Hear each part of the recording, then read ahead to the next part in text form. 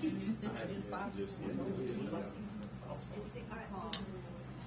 Okay, we will call our meeting to order. And Mr. Richardson, would you please do our education? Be glad to. Let us pray. Heavenly Father, we just thank you so much for this day. Lord, just thank you for the opportunity to do the business of the school system. Lord, just pray that you would go with us today, Lord, and just give us guidance and wisdom as we go through this budget meeting. Lord, just help us to do what's best for our students, Lord, and our community. It's in Christ's name I pray. Amen. Mr. Ranks? All right. So, let's pull this back up. So, just a couple of things I think will be, hopefully will be the goal of our meeting this evening. So, we don't want to go back over the whole process. I'm not going to go back over that. What I'm going to ask Rachel to do is to start with, you've got a packet there. We're going to start with the first page that's kind of an overview, and then we're going to go through pages 1 through 3 so that everybody knows exactly what they're looking at, because it shows you what's behind pages 3, all of the back-end documentation. So we'll do that, and then the last question, hopefully, that we'll ask will be based on what we had given you guys before about the additions to the budget, if there's going to be any additions, because when we leave here tonight, we need to have what we would consider to be a tentative budget. That way we can go ahead and advertise it and post it, because at 5 o'clock before the planning session, we have to do a required budget hearing.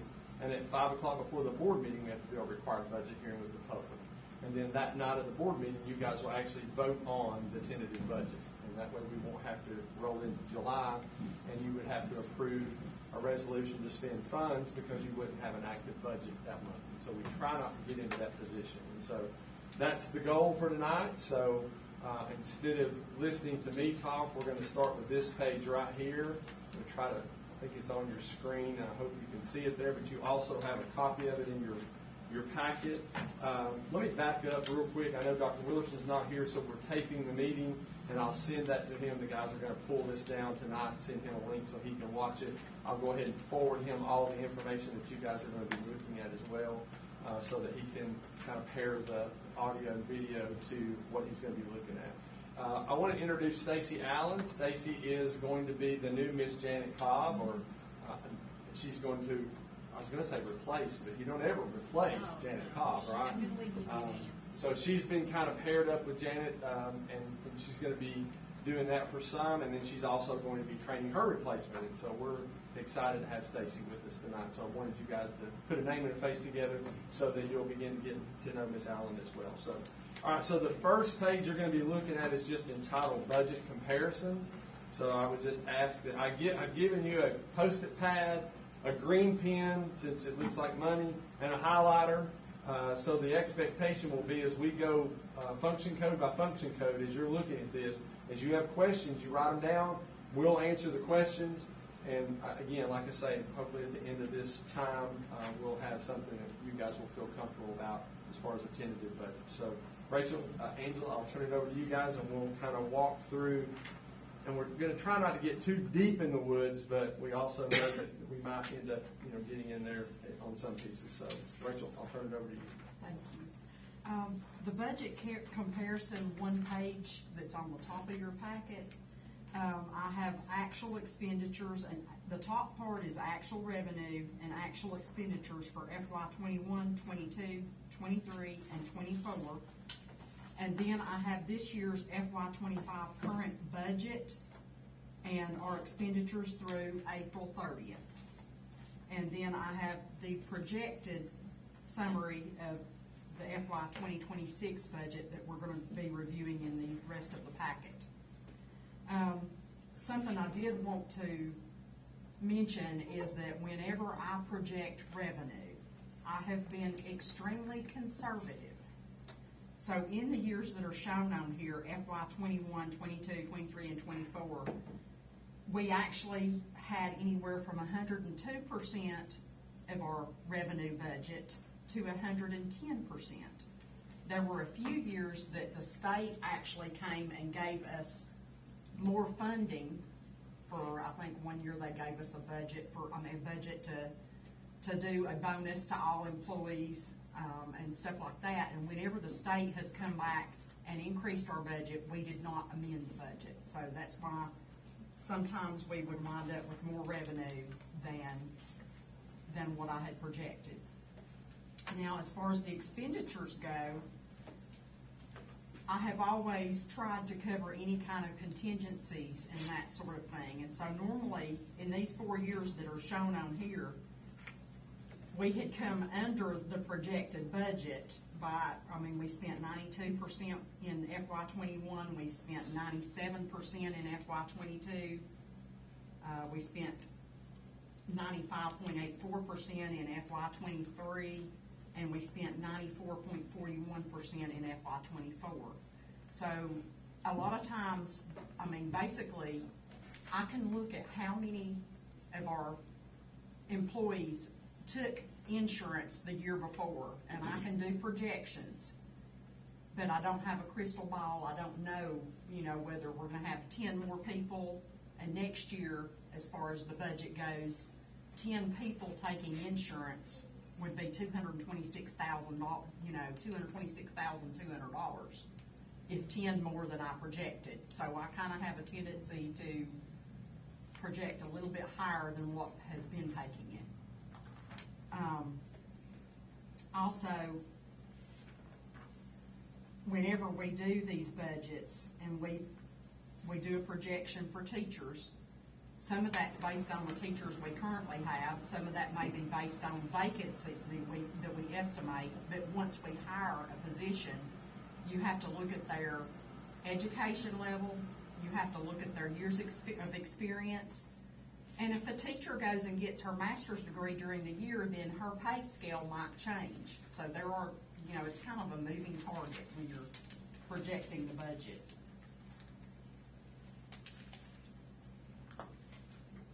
Does anyone have any questions on the comparison, the budget comparisons? Are y'all ready to dig into the tentative budget packet? The top sheet is basically our summary tentative budget for next year. And that one page is what we usually post on our website when we put it in the paper that we're gonna do budget hearings, so and we put in the paper that they can go to our website and look at this, our tentative budget that we're proposing. The top part, of course, has our revenue projections for next year. And we're estimating the beginning fund balances just based on what we're estimating as ending this year with. Then you've got all of your expenditures and just an estimated ending fund balance for the year. And then we've got a lot of grants and other items down on the bottom of the page that are not in our general fund and our consolidated fund 150, which is where the school's budgets and stuff, are located. The second page is the revenue summary, and it compares this year's revenue to next year's projections for revenue.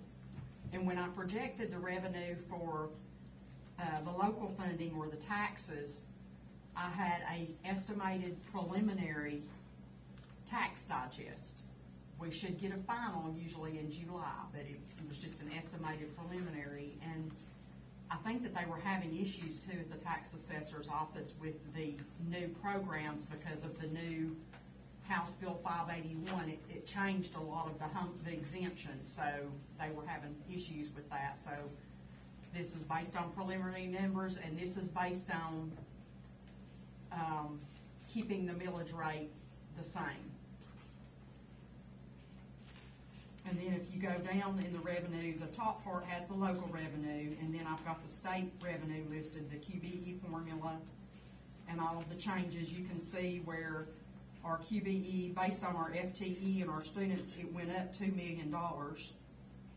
But then the local 5 mil share, which is where they subtract funding from us, increased. So you can see that 1.3. That difference there. And if you go down the page, in the middle of the page, you can see our equalization and the changes where we've lost $3.8 million in equalization. And then down towards the bottom of that revenue page, there's some other state grants, and I do show an increase in the state safety grant because we are gonna get a one-time grant next year for the $324,000 over there was the increase. All right, go back to the, if you don't mind, go back to the local 5 mil share. Explain that 1.3 million. Where is that deficit coming from? Okay, that's a great question, Kevin. Basically, when the state takes our FTEs, or how we're serving all of our students in every grade level, whether it's CTAE or special education, and they calculate the formula. This is the QBE funding that Walker County should receive from the state. And then they look at our local 5 mil share. Our local 5 mil share, they are actually taking our tax digest and they calculate what 5 mils would be. And they say, you're gonna at least tax the 5 mils to your county. And they take that away right off the top. They just subtract that from our QBE funding that we receive monthly. It goes up when the tax digest goes up. So if the assessed values go up, it's going to increase. Is this pretty much on time, or is it a year or two behind from the state? Well, it is behind. It's the same as the county. It's the same. Yeah, it's behind. Is this what they used to call the austerity cut? No. No, this No. is totally separate. Austerity cuts that we used to get, basically were when the state would calculate the funding, and then they would say the state's revenue is not coming in as strong as we had planned, so we're gonna cut your budget. Oh, okay. So the austerity cuts are The different. 5 mil share has always been The part of the 5 mil equation. share has always been, Yep. yeah. Thank you. Yes, the But 5 let mil. me just make sure I've got this in my head. Pretty much when property taxes Go. went through the roof, Not property Yes. tax. or Assessed value. Assessed value, excuse me, yes. yeah. No, no, I'm I'm Tax clarifying. digest. That's- So when that important. tax digest went up a couple of years ago, Mhm. with it being at a higher value, that means the state took back more from us. Correct. And we're also losing equalization grant as well, because our property values are higher in Walker County now. And the Or our assessed equalization- values are higher. And the equalization is 2 years behind, and we're losing $3.8 million in equalization. Basically, last year when we were working on the budget, I kept projecting that we were gonna lose about $1 million in equalization because we had lowered, several years ago, we lowered the millage rate. Right. And we had, at that time, we had went, in 2023, which was FY '24, which is what you'd calculate FY '26 equalization on, we had lowered from 17,404 to 16,404 in the mill rate. And so I was projecting, it was a whole mill, so I was projecting, all you can do is calculate and estimate. I was projecting we were gonna lose about $1 million in equalization based on 2 years ago. But last year, we did not lose the money because overall, the whole state increased equalization by $266 million over the whole state. So we actually got an increase this school year when we got $12.8 million.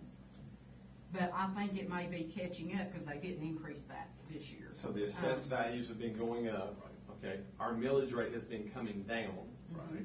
When you come down on the millage rate, it affects how much you're gonna get back in equalization. So now the mill is worth a lot more, so what we're sending back, and a lot of people get upset with this, and I kind of agree with them, other than we've always benefited from it. So they're saying, you're taking taxable dollars in Walker County to the tune of $9.59 million, and we're sending it back to the state. And they put it in an account, then based on the value, property value in your district, they award you money to equalize, and we've always been the beneficiary. We've always received more. We've always gotten more equalization than we lost in 5 mil share. This is the first year that we've seen it go the opposite way. And that's from lowering that And that's millage rate. because the Yes, assessed sir. values are so much higher now. And then we continue to go backwards on the millage rate. Yes, sir, that's exactly, and I don't want to throw our neighbors under the bus, but for 5 years, they rolled back, every year for 5 years. They lost $4 million in equalization.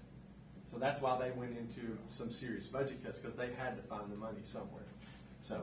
And equalization is it's very complicated. There's a lot of different variables that go into it. I mean, we can't really even calculate the equalization because it's relative to every school district in the state and what they do with their millage rate and what their tax, it's a massive spreadsheet. So the loss in equalization that's showing on here is 3.858 million.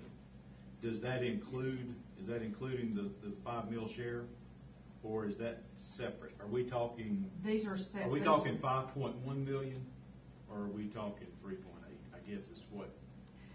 The 1 point, you're saying, the local 5 mil share is separate from the equalization. But a total loss of over 5 million. Total loss Yes. is over Yes, 5 sir. million. Yes, sir. Okay. Plus the QBE loss too, on top of that. 2.5 Yes. million. But if yes. you look at the QBE and the categorical grants, overall, because they increased, our formula was increased for our FTEs, our QBE part up at the top. It was increased, so overall, it's a state loss of 2.5 million between all of that, when you net all of that out. Because we actually got a slight increase in transportation this year, and a very, very minimal increase So, in nursing. so you're saying net loss, so even with 5.1, the other gains, overall, we're losing 2.5 million From the state, from the yes. state, okay.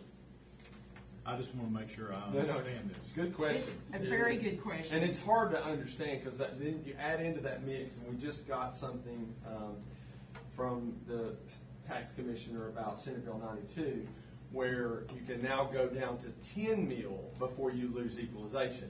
Well, you saw what we lost just by going from 17,404 to 16,404. Now from 16,404 to 14,982, we're going to see that continue to go down.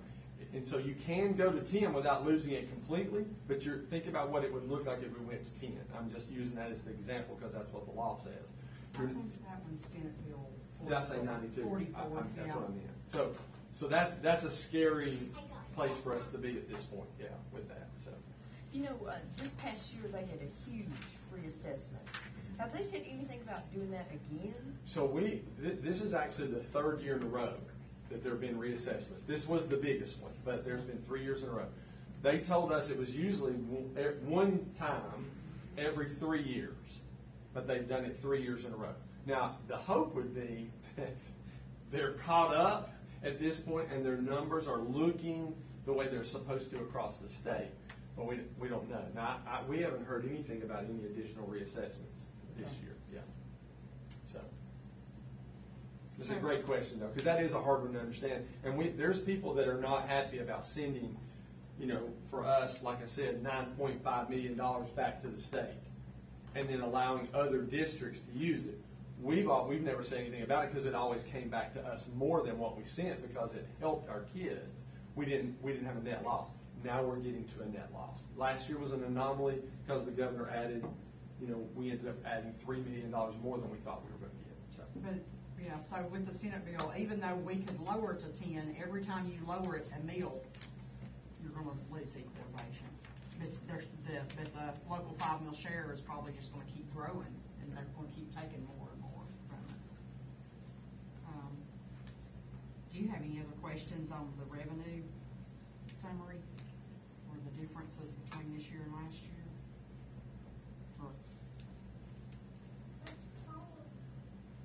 And I just wanted to point out that if you go back to that one page that we started with, and Rachel went back through the budgets from 21 forward, typically we were running that 3 to 5% under expenditures and 2 to 10% over in revenue, okay?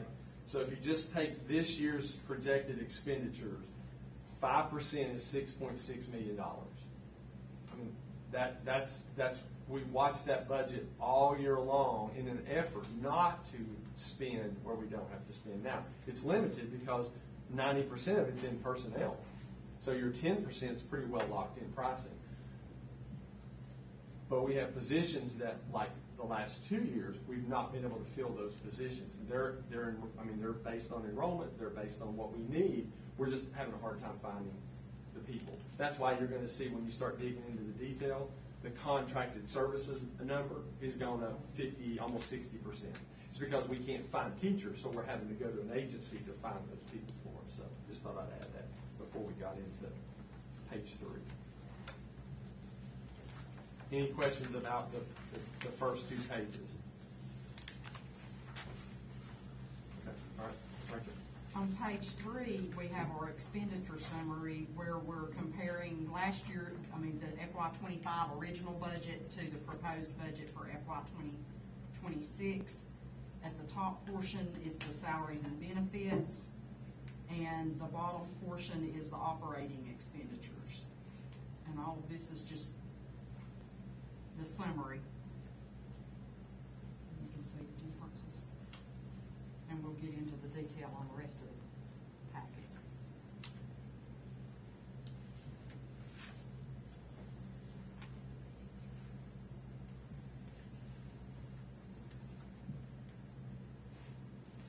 How much of that is the insurance increase? The insurance increase in this budget is about 3.2 million. So a big portion of this is that, just that, a big portion of the increase. And like I said, basically, when I project the insurance, if we have people that do not, take the insurance, which if 100% of our employees took the insurance, we would have to increase the overall insurance budget to $32 million next year. But I'm thankful that we don't, it's usually somewhere around 75 to 80% of the people that take the insurance. And like I said, if 10 people more than what I project take it, that's $226,200. And if 10 people don't take it, then that's going to be left in fund balance. So. And we had a large number this year that we weren't aware that didn't take it, that ended up coming back into the budget. But it's just hard to predict because you just never know. We had talked to Ron about the potential of offering some kind of incentive for families that work in the system together, and instead of taking separate insurances, which costs us $22,260 for both, to take family coverage and then to offer them a dollar amount to help offset their costs, but it's not the $22,000, so it would be a direct savings to the system. Ron says that there's some legal issues there. We're still looking into that just to find out. The other thing was, I don't know how many that affects across our system. I'm sure it's several, but and then we have some folks that work for us and their spouses work somewhere else and they get insurance through their spouse, and so they don't have to take our insurance. Look, thus the beauty of the halftime or .4355 retired teachers that come back, their benefits are coming out of their TRS, so there's nothing there that we have to take, so we save that money initially on those folks, but they only work 2.5 days a week. So.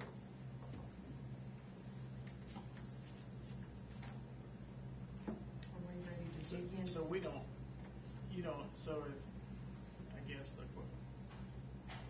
at the plant, if my wife has insurance from her job, she has to take it from that. Do we have it? We don't have it here though, right? We did when they first went up on the pricing. We don't any longer? I don't think we did. That's why we started asking the question about the benefit to those that are separate but could be together. And if we pay, I think it's $2,500 if you don't take the insurance, if you don't have your spouse on the insurance, it's just you. So, Oh, okay. So that's not a lot of money. But Yeah. still can be a lot of money. Yeah, no kidding. Yeah. Well, when you start talking about, for almost 1,500 employees, that starts adding up quickly. Yeah. And that's where we're at. Yeah. Y'all ready to dig into the details? We go to, I guess I should have numbered these pages. On the 4th page, you've got instructional services, which is function 1,000. And that's where all your teachers pay, your substitutes, your guidance counselors and all that, everything instructional or in the classroom. anyone have any questions on that page? So if somebody, like we were talking about earlier, if somebody goes from a, let's just say from a master's to an EDS, is that built into this instructional services, or is that somewhere else?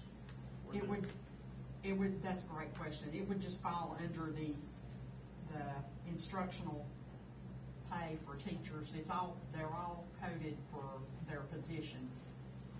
I guess, So it would be part of that. It would, I mean, if their pay goes up, it would be part of that. so what does that equate to in a year? Is it, a couple $100,000? This is minuscule, or say Dr. Harris, say Stacy went from an ADS to a doctor, and say we have several of those folks that move up. What does that equate to? Is it like about $8,000 a degree? possibly? Typically, Balances out because- typically a specialist degree is about $6,700 additionally. I think a doctorate's probably pretty close to that as And well. when It's we're not a big budgeting, we're difference. budgeting for the current people, and many times some of them that leave with more experience, and we hire a younger teacher. Okay. So it kind of like evens Kinda out balances when out. everything's said and done. You do recalculate their salary, like when you mentioned Dr. Harris. We have to do payroll and HR. As soon as their degree becomes effective, we recalculate. But it really does even out. I just didn't know if it was, so it sounds like it's kind of a wash. It used to be where you could go get your specialist, and for what they were charging for a specialist, you got an increase in pay, because it was about a little more than $6,000. And years ago, you could get that degree for less than that. Now, you can't touch a degree for, even a specialist probably for 15 or 20. Right. And doctorate's even more than that. So that's why a lot of people don't get their doctorate in the later years, because they're not going to recoup it. They're not going to pay it back and get the pay, so they don't get it. For instance, me, that's where I am. You're not going to recoup it. But younger folks, there's a lot more going and making sure they do that earlier. Under professional services contractors, is that just the stuff like the people we use for special ed, things like that? What is that? That's mainly what those contracts are, and some of that, some of those contracts in instruction there, most of those contracts that are in that are the special ed contracts, and we've actually started contracting some with teachers and paras, and you used to just mainly be, I think, speech pathologists Lots and of stuff like services, that. but now it's But more we've got a instruction. lot of contracted paras lately, and so But you a can lot see of that's that's a shifting substantial from. increase. A lot of that's shifting from the, Does Orange Grove fall under this? Georgia School for the Deaf, things like that, if we've got students that we can't necessarily meet I their believe so, specific yeah, needs but here? we're having to add to, or something in their IEP that we don't offer Right. that we're adding Right. to, yes, sir. And then think about it, those folks, if we could hire them, they would be on the other side of this. They wouldn't be showing up in the contracted services. But you don't pay benefits, we don't pay workers' comp, but we pay more in contracted amounts. So it's almost a wash, which is what I'm watching a couple of counties around us that are doing this with paras and different things through a staffing agency. The first year, they're probably going to see a decent savings. It's that second, third, fourth year. It goes back to what we talked about with transportation. The first year, you see a savings. The second year, the contract goes way up, and now you don't own your buses, and you're handicapped a little bit because you can't do anything. You can't provide your transportation any longer because you don't No. own your buses. And I'm assuming a lot of those special ed services are offset with federal funds. A lot of them are. There's a lot Yeah. though with general funds, like these are, there are, but we get about $3 million in federal funds, but everything in what we're looking at is the general fund. It does include Fund 150, where we consolidate state and local and federal funds for the schools that receive title funding. So a lot of this within this budget are also, like in the operating stuff and in the salaries, can be the schools' consolidated funding that they send me their budgets and they budget how they want to spend it. So this includes that.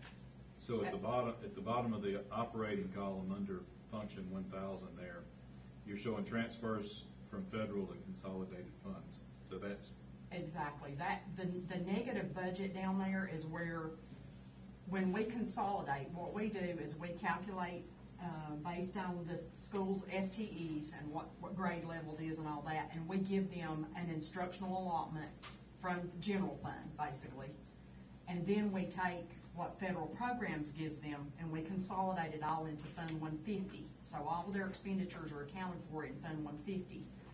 Then we do journal entries every month, and we reduce Fund 150 for those negatives down there, and we expense those, a percentage of their budget back to the federal grant. So that's why we've got negatives in the budget now. Kind of confusing, but great question. What are instructional allotments, that second line item there? And it didn't change a lot from last year, I just don't know what it is. Basically, that is the local allotments that we do for instruction. It's the school, it's all 15 schools allotments with their, from general fund. Okay, so they get to pay, they have so much in their general fund, they can pay salaries or pay individuals with? Is that right? Yes, and basically, we give them their instructional allotment, and then if a school, like if they're in Fund 150 and they've got federal funds also, they put all that together, consolidate it into Fund 150, and if they have enough money, they can choose to hire employees above the allotments that we give them with the general money. Okay. And there's not a big change, you said there wasn't a big change in that? Yeah, there's not a and big there shouldn't change. been, because when we had our allotment meetings early in the spring, it kind of was a wash except for the launch positions and then 2 positions at the high school for special ed. So, yes, that number should, what ended up happening is where one school gained, another school would lose that allotment, so it just really balanced out. Not very many of the schools are using Title I for teachers as much because of the cost involved with it, with insurance and so forth, and they're trying to use that money for instructional items and so forth. But they do have to have their parent engagement, so that is always one allotment that they have to pay for all their federal funds. Sorry, Rachel. Oh, that's okay. And the actual allotment that you were looking at is the operating budget that the schools have to buy supplies and equipment, and it's their instructional allotment, in addition to their position allotments. Looking at 114 there, substitute paraprofessionals. Why such a jump? What's That going is on? a fantastic question. When I work on these budgets and I start looking at the next year, I look at what we have been spending this year, and the budget I'm proposing for next year is more in line with what we're spending this year. So, Now, let me ask, does that work both ways? If we don't spend it, do you cut it? if we don't spend it, then it's left in fund balance. Right, but I'm saying. Because our budgets just are estimated. I know. Yeah. I guess what I'm saying though is, so just like you said, hey, we're seeing there's a need here for more substitute paraprofessionals, let's increase it. Mhm. If we've got a bunch of money and we've not used that, do we reduce that for the next year, or are you just leaving it be?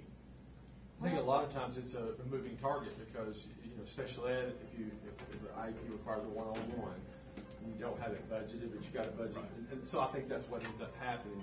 If you don't spend it or you don't have as many as you budgeted for, it all goes back in general funds, and then you look at it again next year as you start talking through allotments, because it fluctuates. And I understand, I Yeah. mean, it's gonna, you may have the situations come up. I guess what I'm looking at is, if we're not using it, then with this proposal, are we getting a true picture of what we need?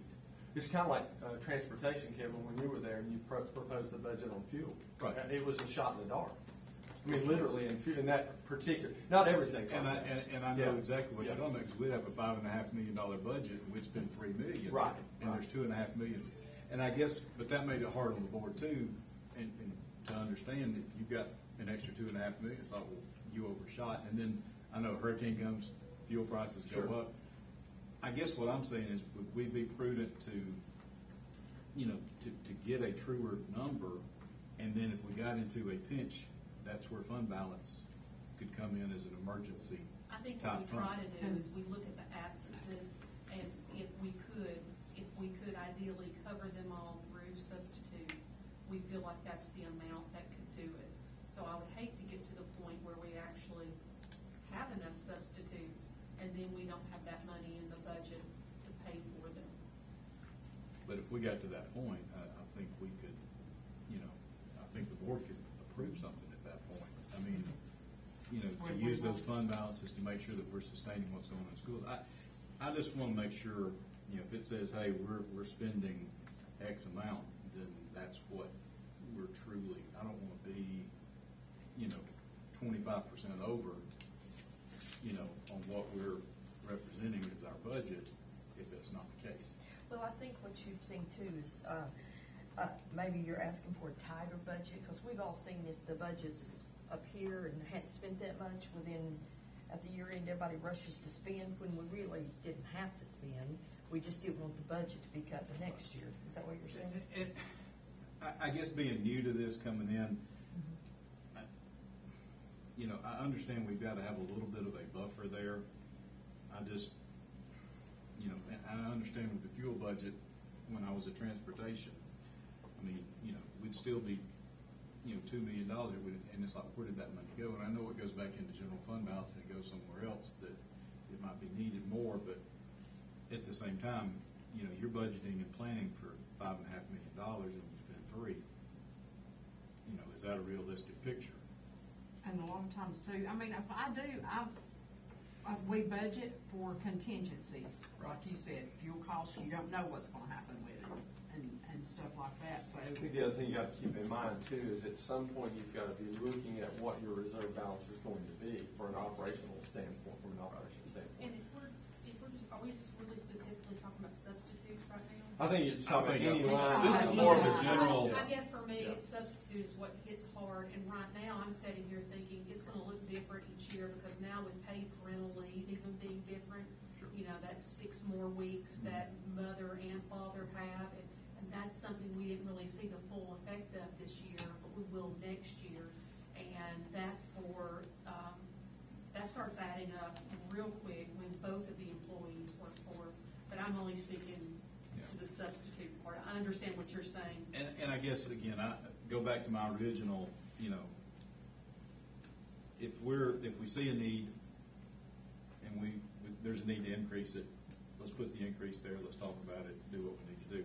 In the same breath, if we have it budgeted and there's not that need there, I just want to make sure that it kind of gets the same treatment going the other way, that, for a truer picture. That's all I'm asking. If And you one of look- the areas- If you look down where it says paraprofessionals, you'll see that she did decrease that one by 66,000. So there are places in here she has Right. decreased some, And what- when we found the need for it. And what I was gonna point out too is when we talked about, at the last budget work session, about teachers, and I was talking about how the experience normally costs about, when you roll them up for their experience, which that increase is in this budget. If you look at the teacher line, it's only increased $27,000, but when we were talking about this, it's more typically around $1 million. Right. So some of the teacher line has gone down, but some of that is because some of the teachers are becoming contracted. So we increased the contractor line. You can't really see that decrease, but 27,000 is not enough to cover all of the experience that the teachers are being increased. Does that make sense? Makes sense. I think if you look down the dollar difference too, just like Angela was pointing out, you've got some that, you know, exponentially higher, but then you've got some reductions. So you are seeing where, well, maybe we didn't need that many, or maybe we budgeted too strongly for contingencies there and we could cut it back. But in, just like Ms. Holloway was saying, we didn't realize how many we were gonna get hit with those additional days that were offered. Right. That is something that you have to have some dollars set aside for, because they're taking them. I'm not saying, I'm not That's true. making an opinion at all. I'm just saying, I didn't think as many people would take the length of days that they could, but they are. So I get that, but you have to plan for that as well. Okay. All right. Does anyone have any other questions on the instructional allotment, the instructional function? Are we ready to move on to the next page? The next page is pupil services, function 2100. Basically, that is the student services department and the school nurses and OT/PT and diagnosticians, psychometrists, social workers. Where it says family service parent coordinator, those are the school funded from their consolidated Fund 150 family engagement partnerships. The mission support. I'm sorry, I thought these were over in the previous, I misunderstood. I thought they were in the previous professional services contractors in the instructional service. I thought that's where part of these were. The instructional is where you would have like the contractors that are in the classroom, like the contracted paras, and the contracted teachers. So if they're in their classroom, Regular classroom. in the classroom. But there's other pupil services like a school nurse and psychologists and stuff like that that is in the 2100 function. So that's under the professional service contractors, is the nurse and counselor. And basically, if you're looking at the 2100 and you see that increase to purchase services, I think that is a contracted school psychologist that we've got in there. It's increased. It used to just be employees there, and they've increased it.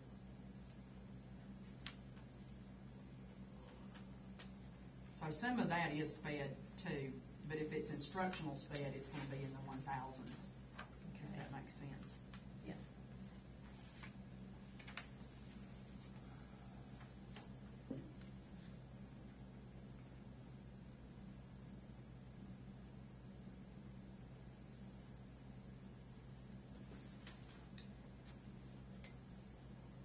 And basically, as you're looking at each one of these functions, you can see where employee benefits it pretty much increased everywhere, and that's the health insurance, the TRS, and the FICA, which the FICA stays the same, but it's all of the benefits that the district has to pay for employees.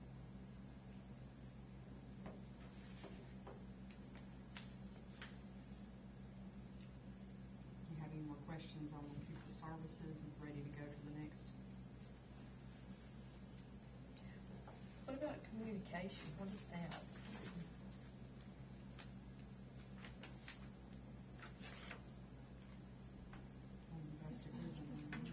It didn't change any, but 104,000, 530, 532. It stayed the same, and I'm trying to think of what we got in that.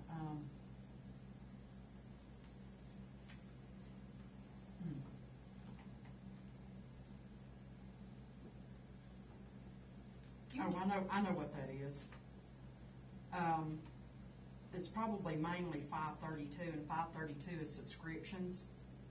And we actually, in this function, would have part of Power School came out of this. The enrollment online was in that line. Messenger was in that School one. messenger, that's right. Yeah. Does this have the new software, or is that somewhere else?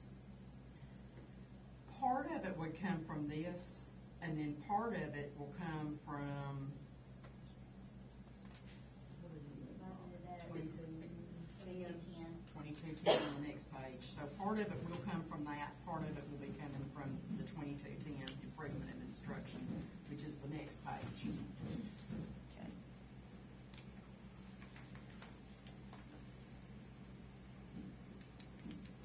I think they say the communication was, didn't get that. Performance Power School and subscriptions.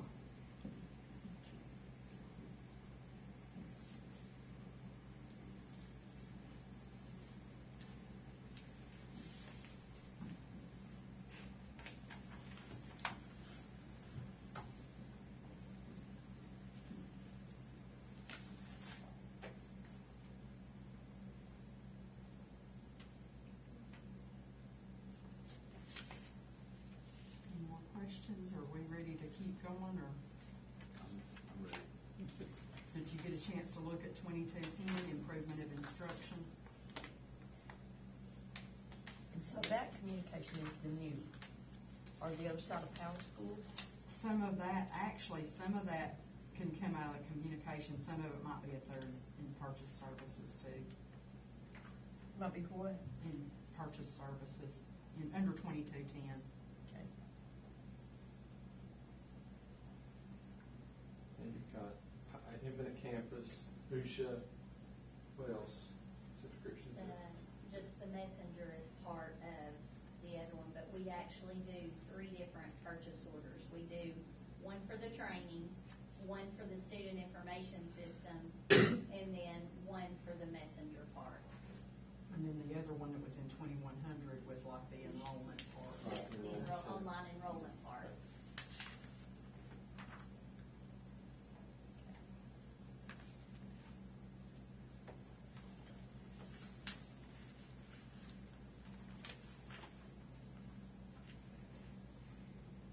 And, you know, the page that's got 2213, instructional staff training, that's basically where anything to do with professional development is included in the 2213 instructional staff training.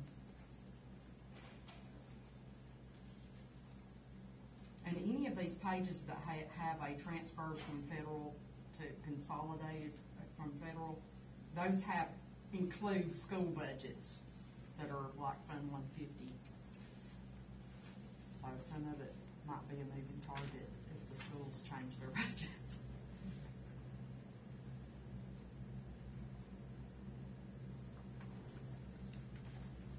Does anybody have any questions on 2213? Is the 113 substitutes, is that like when the teachers are out of the building for the training? For the professional substitutes that would development, yes. fill in for- Okay. I'm assuming that's what travel is too, right?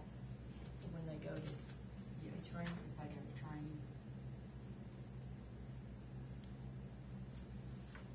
And that's probably one of those lines where we usually have money left. Expendable computer equipment. What is that? Expendable computer equipment, Is it 616, exactly- it would be computers, basically, or anything that to do with, you know, could be ViewSonics boards, or, did you say 616? Uh-huh.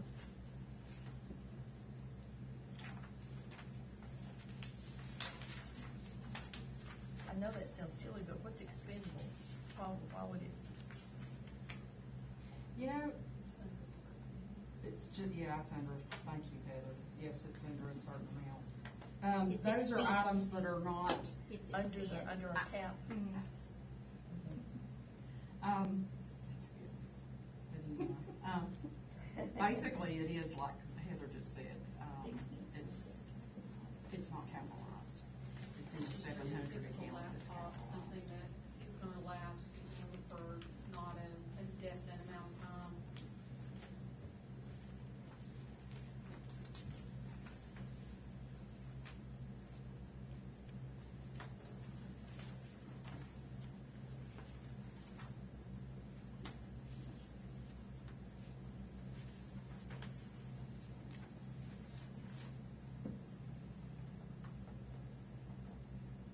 Any other questions on the 2213 or any,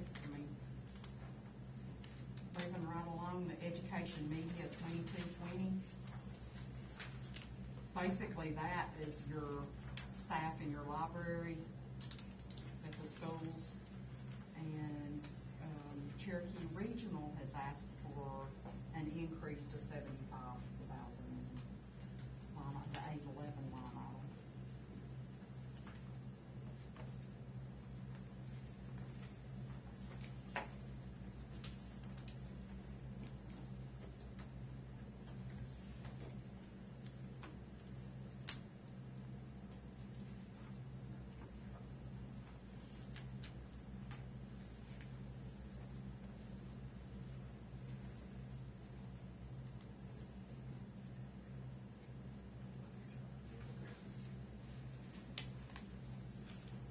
And general administration is in the 2300 account, that's where the board if you travel to training or anything, comes out of that budget, the superintendent comes out of that budget.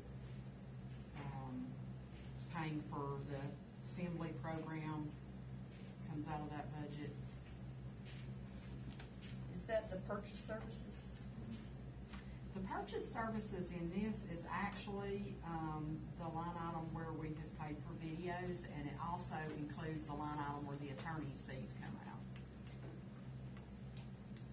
Purchase services. So is this Sparrow Cinemas in this? It's in purchase services under 300, yes, ma'am. And the attorneys. Yeah, there are several things that are listed under that. If we had any kind of contracted services, Right. that's where they would go. We actually pay for, when we do the eSPLOS, when we have to pay for the precincts and to put employees there. Like if we're the only thing on the referendum, we have to pay that cost for the poll workers and to open the polls, and it Yeah, comes our out of there. portion of that was about 21,000 Right. this year when we did the election for SPLOST. Some special, just the East Lost. Did we have to pay anything for a special election or anything? Well, I mean, that was the, I guess, the That's cost our for that portion of it, special yeah. election, yeah.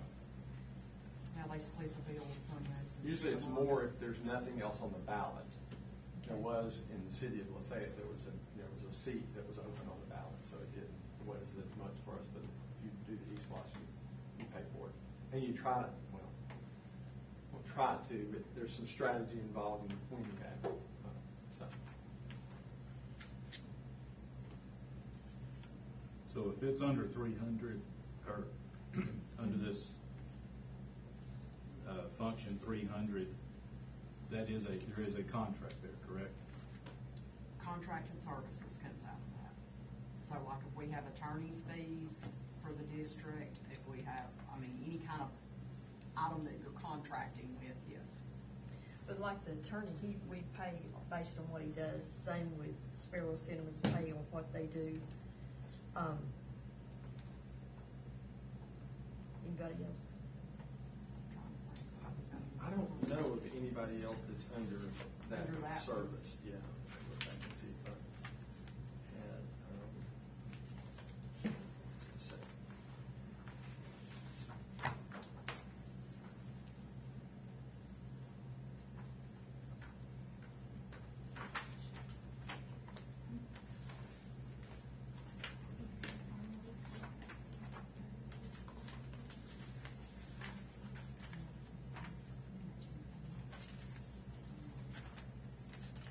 Long Match Rodham and Ray. There was elections. Yeah, attorneys, so that had a Lockhart payment in there, attorneys, but that's really about, Mainly all I think that's all that's in there.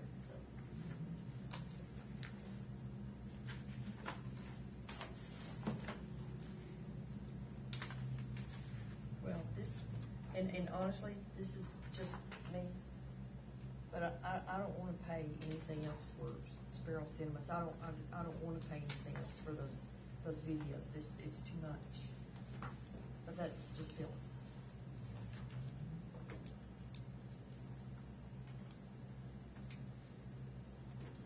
I'm still confused.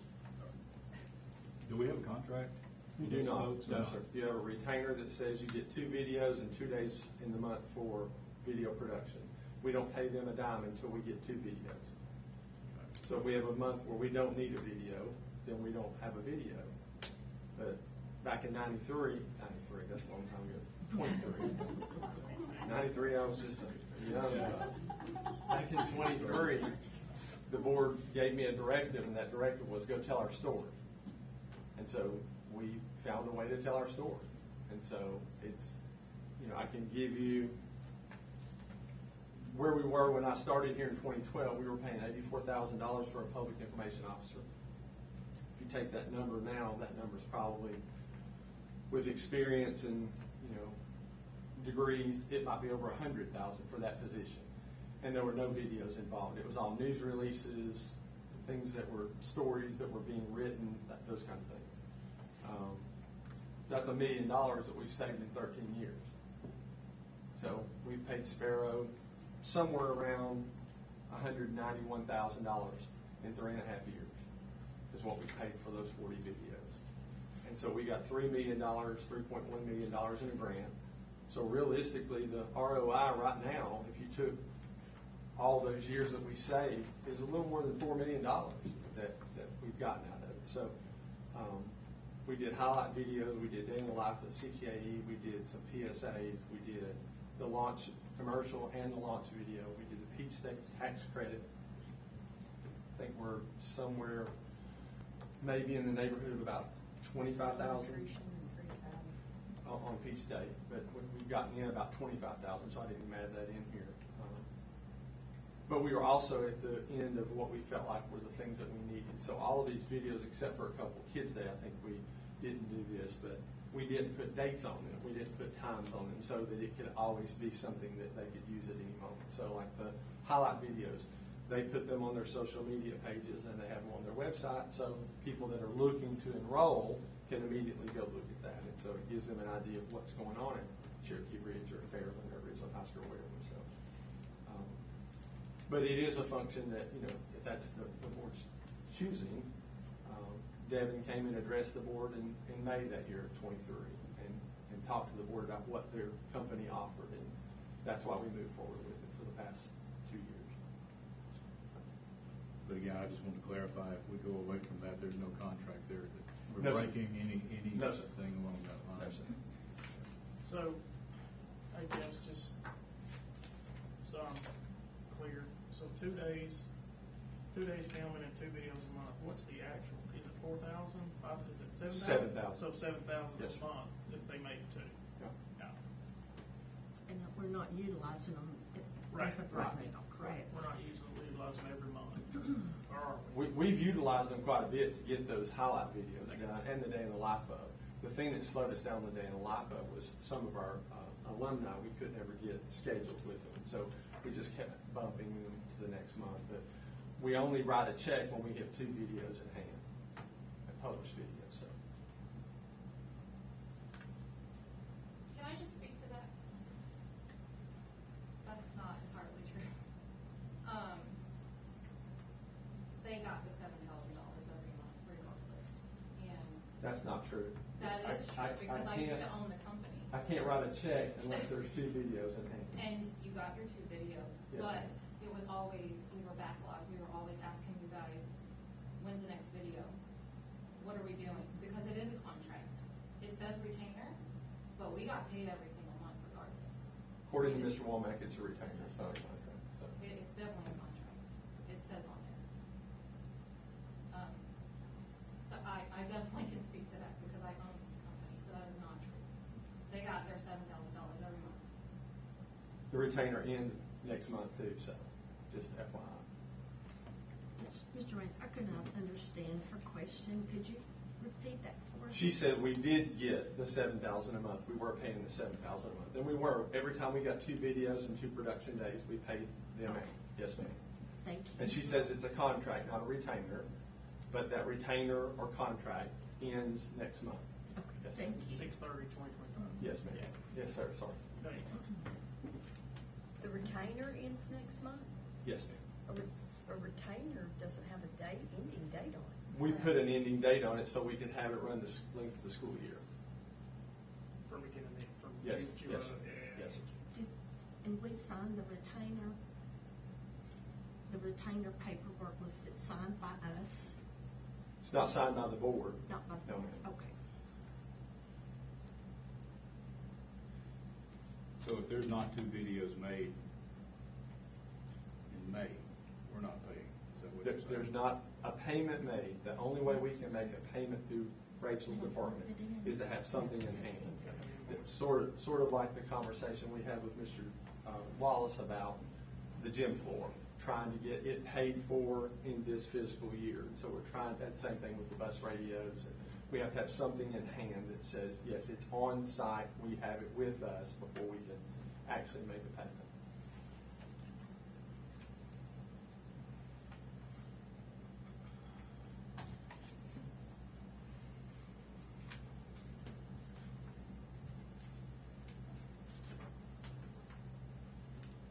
So that purchase services number will be, I mean, based on what you're saying, at least what Phyllis is saying, you will see a reduction there.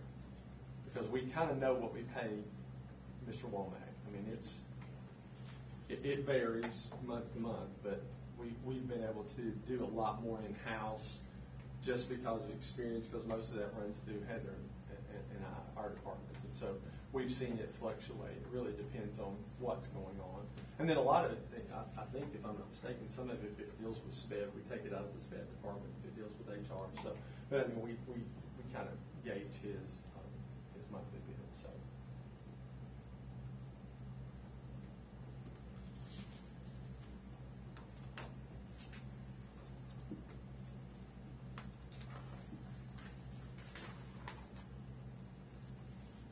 And we're ready to move on to the next. Are we ready to move? Move on? I'm still trying to figure out the difference between a retainer and a contract. I'm sorry.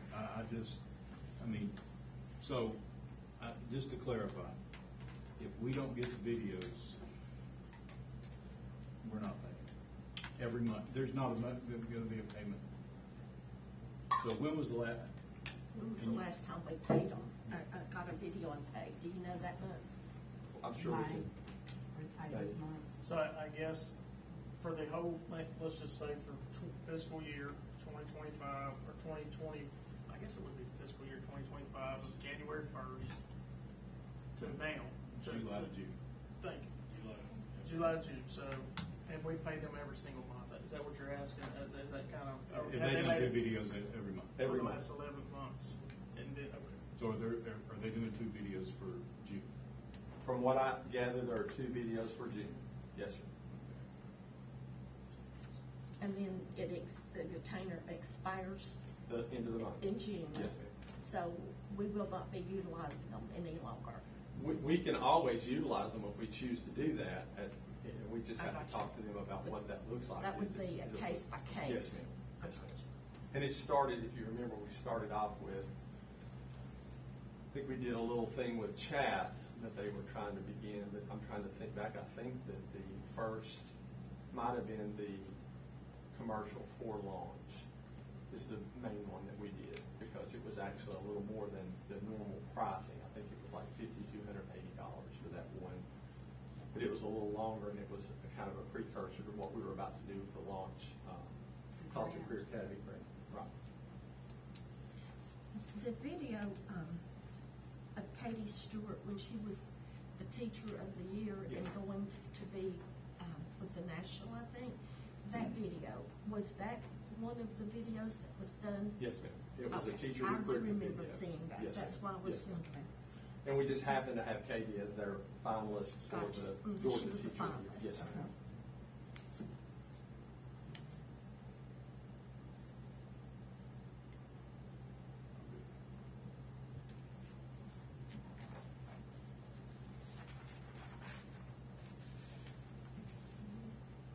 We ready?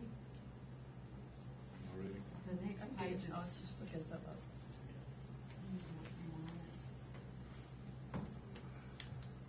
The next page is school administration, 2,400. That's where all of the principals, APs, anybody that's in the school office gets paid from that. And then the supplies and the expendable equipment, that's part of the school's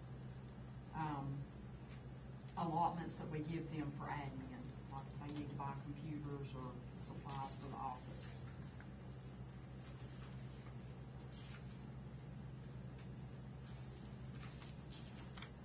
And then 2,500 is business services, or basically my department. It's, Hang on, let's go back to 24. go back to 24. So, yes, we're comfortable with that, all the secretaries and all those kinds of things moving forward as far as for 26 year, 25, 26 years, so we're good as far as we've got the right people in place, we're not gonna add, we're not gonna take away, we're just good where we're at. I mean, based on the allotment and based on, what job descriptions they're doing, That's yeah, I right. think we're good. Okay. And sometimes, as you're looking at these numbers, sometimes they fluctuate a little bit Sure. based on who's in on it, how many years' experience and that sort of thing. So, and that changes. And then I guess the supplies, is that, didn't we like approve like a paper contract or something? Is that part of this supplies? Warehouse supplies, is that what you're talking about? This, Okay. this would be stuff for the office, these supplies, because this, anything in 2,400 is, think, principal's office. Specific to the Specific office. to- Ah, Yeah, that's basically what we call their admin budget, and we allot that money to the schools based on their enrollment. based on their head count. Yeah. What's it, principal supplements, that's certain times the local supplement, right? How much is how much is a principal supplement? So the principal supplement is based on the How number many of teachers teachers they that have. they supervise. Yeah. Okay, what about, isn't there something about certain, or maybe I'm thinking of coordinators, Directors and coordinators, it's so many times the local supplement, yes, ma'am. Okay, and assistants, same number of teachers?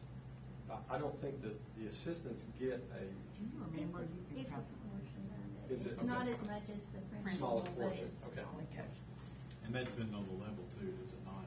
I- Elementary, middle, or high, and there are It- differences. Well, yeah, it does, just because of the number It that does, they're yeah. supervising, yeah. Plus the days. The days. Right, yeah. Yeah, it starts out with the state teacher scale Right. and where they fall on that, and then they get the local supplement based on their education level and their years of experience, and then they get so much money per employee that they're supervising, basically. Knowing it's not, this is not directly this, what's our student enrollment projection for next year looking like? compared to this So year? it's funny, Kevin, because if you look at one count in the portal, it's running about 8477. Then when you look at USHA, which is a layover, and it looks at every kid, it's really more looking at IEPs to make sure you're not missing anything. It's showing about 8,700, and so we're trying to figure that out. We know last year the DOE had us at about 8,700, so we feel like we're somewhere in that ballpark. But we're trying to figure out why they've got two different numbers too right now. Well, So- and part of that is because all the community-based speech kids, like today as we're looking to clean things up, to switch over to a new SIS system, all the community-based speech kids and a lot of our 2 and 3 year olds, the babies can't wait kiddos, are in Power School. And we don't get those on our FTE count necessarily, but we serve a lot of kids, community-based speech and Head Start. Which bad. We did see this year, even though we lost money in QBE, we did see an increase because of enrollment and how we were serving kids. So we've been seeing a very slight increase over the last couple of years. It was post-COVID, it kind of flattened out, but we're beginning to see it climb a little bit.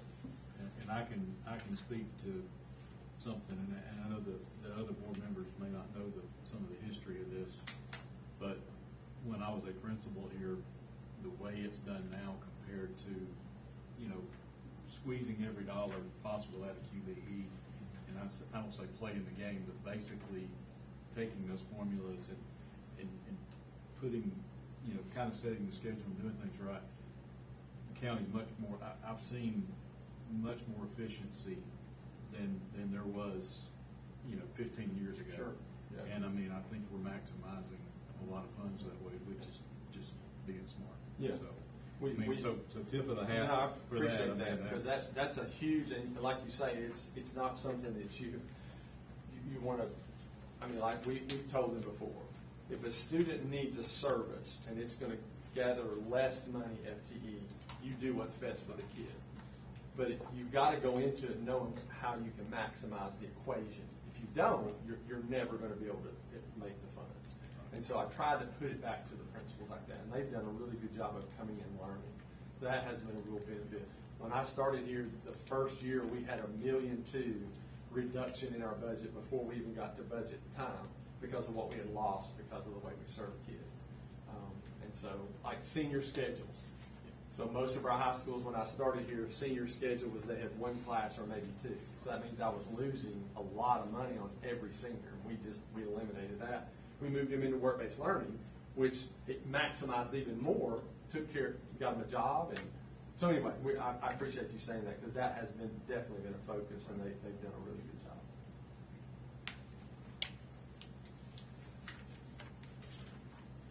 Okay, ready to move on to business services? 2,500 business services. Basically, that is my department. Payroll, staff, people that pay all the bills, the light bills and everything for the schools and all that is in this budget. And then workers' comp insurance, when we went to fully insured, we picked that up in this budget instead of spreading it over all the salary and benefit lines.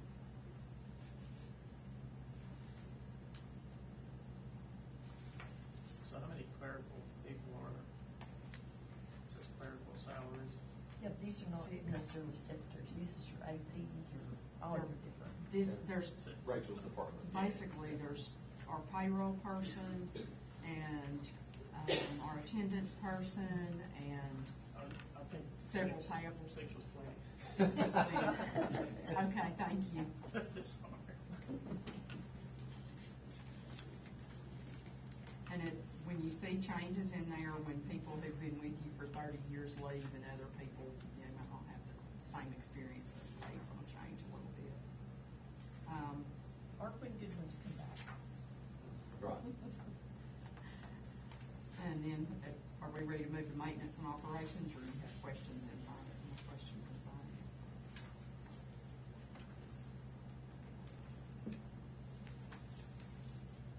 Maintenance and operations, 2,600. The schools have a piece of this budget too.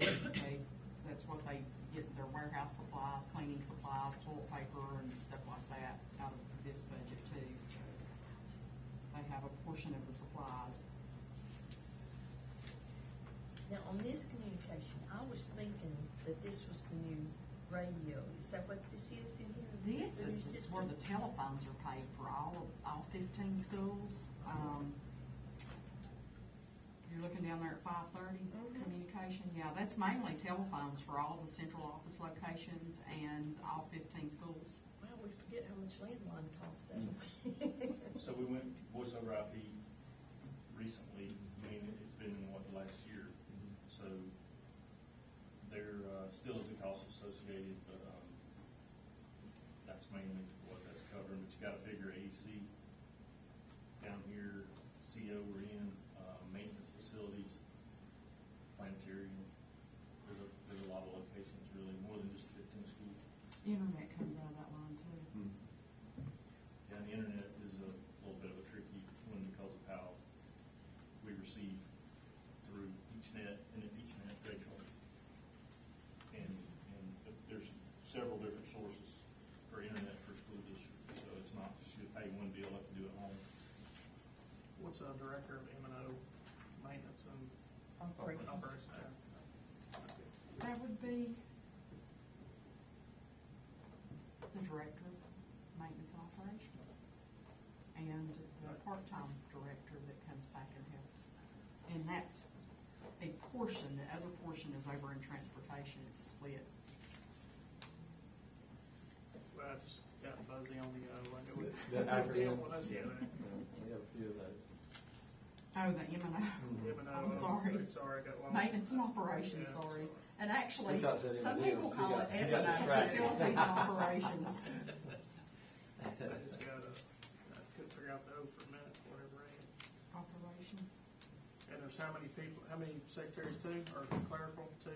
There's 2 clerical in that. And that, like I said, the director there, there's a 1.5 in that, and this is half of 1.5, and the other half is over in transportation.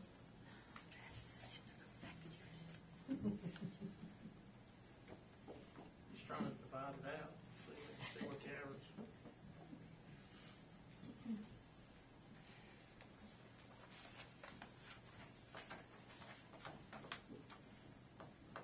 And if you look down there, I've taken 706,000 out of this budget because we've moved it to the next page, which the state added function 2660 this year for school safety and security.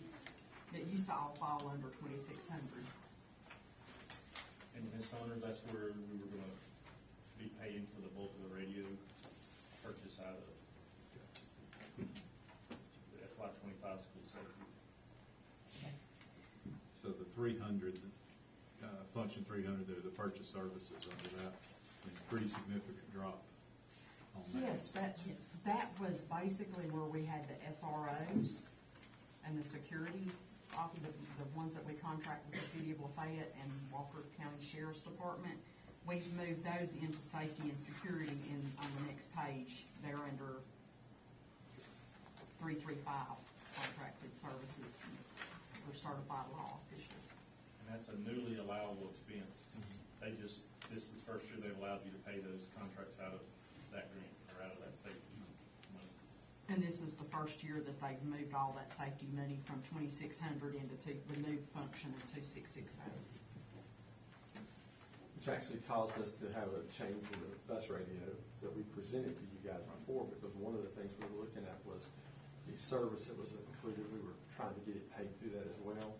So they're balking on the service now. So we've shifted that a little bit. When we finish talking, we'll bring that up and kind of give you an idea. But we feel like, I say, Chris and I feel like that at some point they're going to have to start including that, because they're giving us this money, but then they're telling you there's certain things you can and you can't do now. And what's happening is most systems aren't like us. We've got the cameras, we've got a great safety system.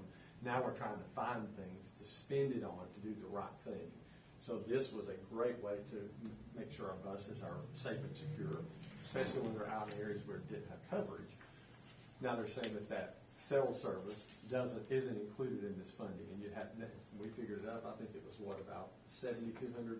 62,000 a year. I mean, 72,000 a year is just for the service, and we were like, okay, we got to back away from that because we can't sustain that. So hopefully they'll change that next year. But going into that, we just decided we needed to do something a little different. So.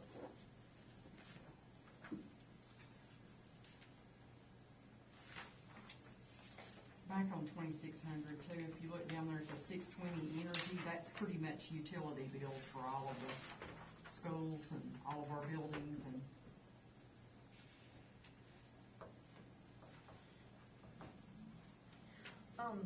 Lane improvements and those things is that stuff we're not gonna take out of East Floss? Is that what that is? Like, I'm assuming paving, landscaping, something? It would depend. It probably would be something, we'd look at the referendum and see if there's money allowable under East Floss, and if there's not, then we could offset it with that general budget. Yes, ma'am. And we typically had some that we've spent out of this general fund budget too. More smaller It's like that. smaller projects, smaller things that we can cover in-house a lot of times.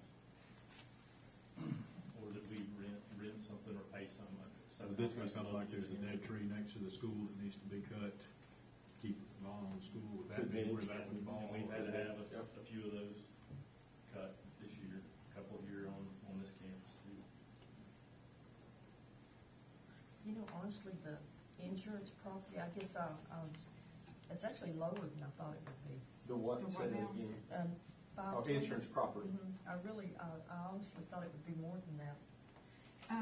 As far as the property insurance on there, there's also a line that we split, you know, when you sent that in, when was it, when we sent the bill or the quote to you about insurance? Last month. The buses, the vehicle coverage, the buses comes out of 2,700 transportation, so that's not all of the insurance. I was hoping. So there's more on 2,700 where it says insurance auto. So, no, that's still big like what y'all saw, and I still haven't received the invoice. No invoice.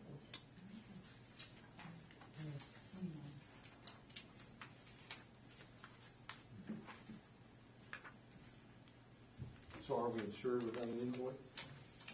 They keep assuring Okay, me that we're just insured, just but asking the it's question, kind of right? scary when it, the policy was supposed to end in April, and anyway. Actually, he did email me and tell me he was bringing an invoice this week, so.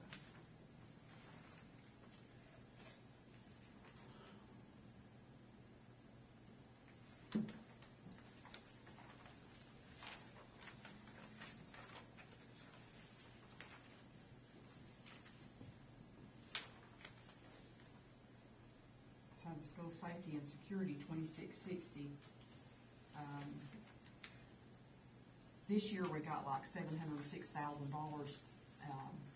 from that we have been reviewing a one-time grant, state grant next year is why I increased that. I think I already talked about that in revenue, didn't I?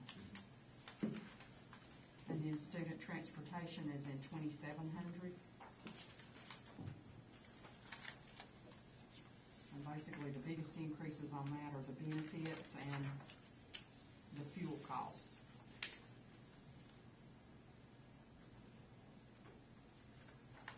And these numbers are without any of the proposed bumps to salary or anything, there's nothing there. Yes, This is just straight, Yes, sir. maintain. and- Just the ones eligible for their experience Steps. bump. Yes, sir. And basically, this transportation budget has always been built based on the base pay of the drivers. And over the years, we've had an amount that we've kind of set aside for overtime, field trips and stuff like that, and pay when they've had to double their routes and stuff like that. And we did look at that and run some reports, and I've not been increasing that. I did go look at what we're spending this year, and I felt like we needed to increase that, so you can see that small increase there, but this does not include any raise. The only raises that are in this budget are those experience raises for teachers. What's in supplies? I know I'm gonna feel silly when you tell me, but what's in supplies? That's at the shop. A lot of that- Shop. Shops, Yeah, you're right. bus parts, transmissions, Oh, But even like Tires. shop tires.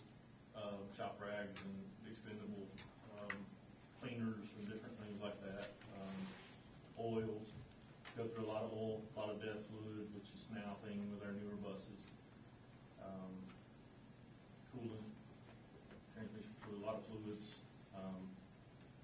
That may be under, There's expendable fuel and fluid. lubricants, but you got uniforms, things like that, that we, have, that may be a separate line item in there, I can't remember, Rachel, but a lot of, That's probably um, 116.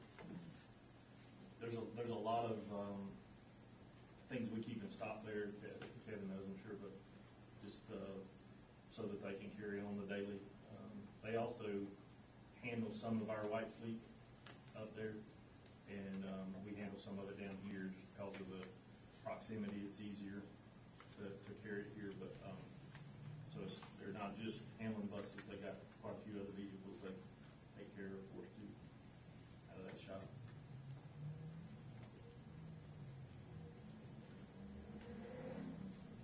So the bus barn has like parts area. Yeah, there's Do we know how many dollars is in that parts? a bunch. A bunch. And a lot of the filters, there's a lot of things with filters, and I'm speaking for Chris, I know it's just 3-year-old information, but, there's a lot of things that they would use immediately. If it's a specific part, a lot of times they would order it, certain companies will deliver, they would have it the same day, that kind of, have a courier bring it, or, a runner bring it or whatever. So, but there's. We're just keeping the bare minimum parts, though. It's not like we're gonna keep a transmission for a 1970 bus. I'm being hypothetical, but. Yes, sir. Yeah, you're exactly right. I mean, we've got accessibility Yeah. to proximity to a lot of, we're trying to warehouse a lot of stuff, but some things make sense to keep filters, brakes, things like that you're gonna use, regularly. And it makes sense to buy them in bulk sometimes to save some money. But you also don't wanna get hung sitting there with a bunch of stuff you can't use, so, yeah. I'm with you. Yes, sir. We have a supply room, that I'm kind of correlating it to the parks area and those kinds of things. web-based subscription, and it's not much, I'm just curious, it's new, what, we got any? Possibly the camera The system cameras for the on the buses. buses. Cameras on the buses? Could that be your fuel system too? And the fuel system is a subscription, I believe, and we are in the process of getting that changed over to something that's more cellular-based so that we can check levels and be able to, we got 3 fuel sites, so they're putting in obviously the new fuel system, but our monitoring system will be a little bit better than what we got right now, to be able to radio or access remotely. So that, I believe, would probably come out of that. But I think for the upgrade, the system itself, we bought out of technology, but for the subscription, we probably figured in that. I don't know, other than cameras, subscription, maybe some things for Department of Motor Carrier Services or something like that we have to be part of to maintain some of our records, maybe even for drug screens and that kind of thing. There may be something there that we have to keep a subscription on, but there's not a lot up there to keep. Are they still running GPS on the buses, Chris? They are through the camera system, yes, I sir. think that's what most of this is. And I will tell you, the camera system, first of all, what we have across the board, Verkada for the steel cameras and Armor for the bus cameras, better than anything I've ever seen. I mean, there's been some really good money and time and attention well spent long before I got here for this stuff. So I do want y'all to know that it'll obviously have to continuously be kept and replaced over time, but we have state-of-the-art equipment and to have the ability to go in a bus live. And I haven't had that capability before. Now, we don't go in there, we don't have time to go in there and big brother anybody, but there was a medical emergency.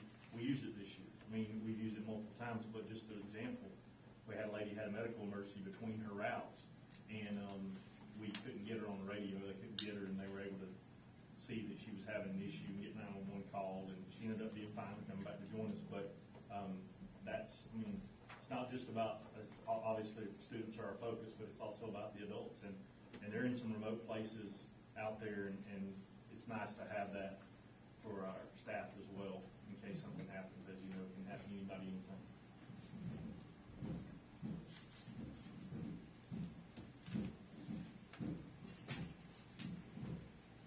Any other questions on transportation?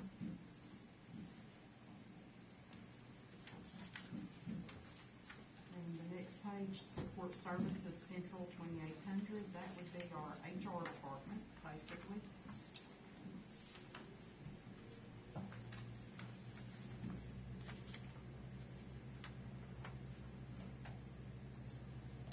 I'm assuming we're doing away with one software and putting in another. Is that right?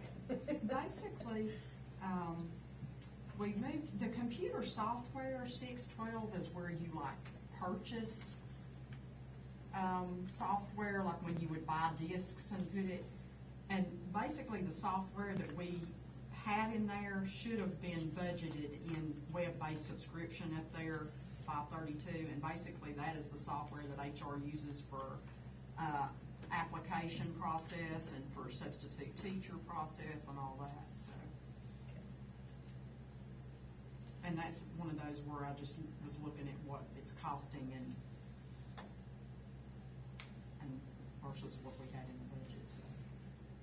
And Subfinder. Subfinder, yes. So the fingerprinting, what's changed with that? I guess everybody's. Actually, our fingerprinting was showing up as a big, this is about what we're spending, but it Sure. wasn't in the Right. budget, and it was kind of driving me crazy that it's like, okay, the fingerprinting sends, You broke it down a little bit. I went ahead and put that in there because it was bothering me that every time I run a report, it's in the hole, so, because it was not budget. Added budget. fingers. Had 6 fingers. Good So- job, Rachel. So, which basically the fingerprinting, the employees pay us. So it's kind of coming in revenue and then this, but it bothered me that every time I looked at this line, it was in the hole, so. Do they pay for it? Do we reimburse them? Anything like that? No? They actually come in and they pay us and we pay the companies. Oh, okay. We pay the GBI, we have our own ORI number, they pay a certain amount to us, and then they go to the sheriff's department and pay a $10 processing fee. I wanna talk to Sheriff Wilson about that to see if we can maybe waive that $10 to help our employees.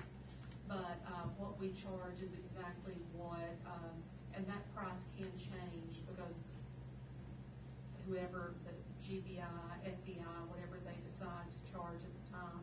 But we do get invoices and we balance to that.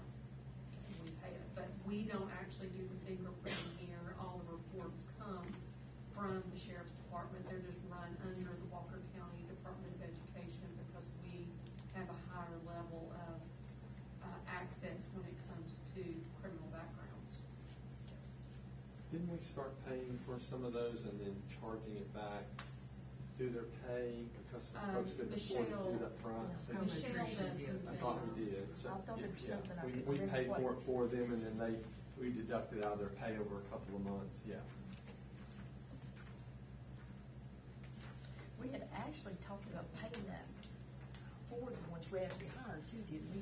At one point, because We did talk about that at one point, and it worked out to where they could, like the first paycheck, take a third of it, second, and that way it didn't impact their pay as well, but a lot of them just couldn't come up with the amount to do the fingerprinting, yeah. So it worked out well. Not everybody, but certain parts. We probably need to eat that cost. I'm sorry? If they're doing it every 5 years, is that right, or are they doing it every year? Every five, So it's, if you average it out, or when you for first. 1,500 folks, you divide it by 5, it's $3,000. Is that right? No. Anybody in here math guy? Math So it's 1,500 employees, roughly. And is it $50 Well, or they 50 pay and us 10 or? 44, How much is it? they pay us 44, but, and then they pay 10 to the sheriff's department. But, Is that right? but you've got all your new hires every year too, Right. that have to go through the process. That's what we started That's paying where you for, was start. the new hires, that Right. couldn't pay it up front. Your teachers, when they're coming through for recertification, I mean, typically it's not an issue for them, but for some of our folks on the non-certificated side, it was a little bit of an And we obstacle. do both the GBI and the FBI. You have some school systems that don't do both, but with our location bordering both Alabama and Tennessee, people don't get in trouble in Fayette, Georgia. They get in trouble in Chattanooga, and places like that. So for 1,500 people at $54, that's 81,000. And really divide that almost by 5, because you're doing it over 5 years. Right. Wouldn't be everybody every year. Well, Right, ballpark. you're right. That'd be But any new hires, 16,200. And we've got 21 in here. part of that may be new. It is. New It's hires. new hires, That's too. it. Yeah, Yeah. new So you can hires. account for what you have, but you have new hires coming in that you'll have to do that on too, so. I wouldn't have a problem us picking up that cost as a perk to, I mean, As opposed to them paying. Especially new hire, you pay for 2 months or something like that. and it'll make, and for some folks, especially our non-certificated, that makes a huge difference. And even, I mean, let's be honest, even new hires coming in, some of these college kids, been eating ramen noodles and, Yeah. I mean, it would benefit them as well. I guess the only thing I would think about was, would you do, like we're doing with school food service now, we're paying it for them, but then they're paying back in their first 2 or 3 checks. Well, so, but would they leave in a year, I mean, it might end up adding up. So I guess then when they go to recertify, we pay for it. So the first time is on them, and then the next time that when they recert, we do all that. Does that make sense? Because I hired Travis, I pay for that. It's not a lot of money, I know that. Next but month he next leaves. month he decides to leave. He walks out the door, doesn't show back up to work. So I'm out $54 already on one Unless you person. don't know what you're going to find on the report. Right. So they pay for the first one unless they can't, and then they agree that we'll take it out of their check. Now, the same thing, they can stiff us with that too and walk off after a month and we get stuck. But I'm just bringing that up as a, I would potential. love if but- we could, if you're talking about doing something like that, I'd love it if we could do it with our current employees that are doing the recertification every 5 years, that have stayed with us. I think that could be a perk. I mean, and that may But the be new something, hires. honestly, that for personnel department to work out, kind of set the parameters on Sure, it. yeah. I mean, but, I And could was see. even hoping just to talk Sheriff Wilson into maybe understanding that his office has to make money to pay when they're doing that, but I was going to ask, well, you're getting that $10 for all of our new hires. When we do our recertifications the month of February, March, for our current employees, could you possibly waive that $10? And I know that doesn't sound very much, but it adds up too. Be a lot easier too if we were paying, sending a check to them and not having them to come and get the exact amount of money. They have to have the exact change when they walk in on No, we there. can't pay, we have to have, Well, like Michelle, she sends a check over to them for anybody that goes through for, not to them, to us. well, that's what, but I'm saying it would be built into the budget and they wouldn't have to come up with them. They wouldn't have to bring a check. They would have to bring cash, I guess is what I'm saying, because it's sometimes for some it's an issue, so. We can definitely look into it. Something to look into. Thank you for bringing it up, yep.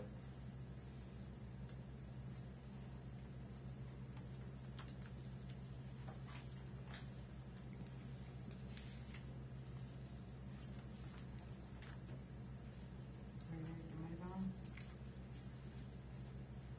Other support services, 2,900. Basically, those are pretty much, the credit union, which is a flow-through. They write us a check every month for the payrolls coming out. And then we also have, ag extension 4-H people that we help to support their salaries and their travel and supplies and equipment. And then we pay a RISA contract out of this every year, the RISA that supports us.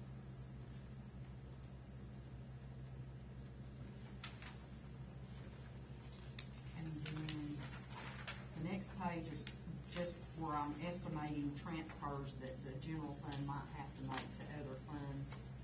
If a fund, basically governmental accounting, fund accounting is if any of our funds go in the hole, then we support them, and we actually have to do a journal entry every year to support like the ROTC salaries that are not, we get federal funding for the positions, but we don't cover the whole salary, so we do a transfer to help cover that. And if pre-K funding comes up with a shortage, which they did not this year, they wound up with an overage that we were trying to spend, so we wouldn't have to send it back. But if they were to come up with a shortage with their grant, we've had to do transfers. And several years ago, we started providing some funds to the launch program, and we do transfers for what they spend. And then we've got Family Connections grant on here, but because health insurance keeps going higher and higher, we've had to cut the pay every time for that grant, so we've got in here to help support benefits for that position. And then the last page on behalf payments, basically that's funding that the state gives us, and it's kind of it flows in and then it's in it, and then you just kind of do an entry for the expense that's on behalf payments from the state. Any questions?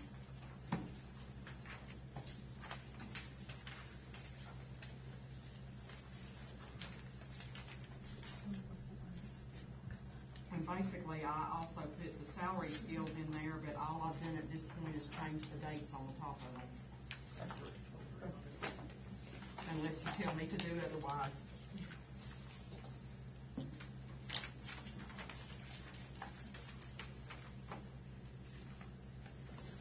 you have any questions? Any other comments?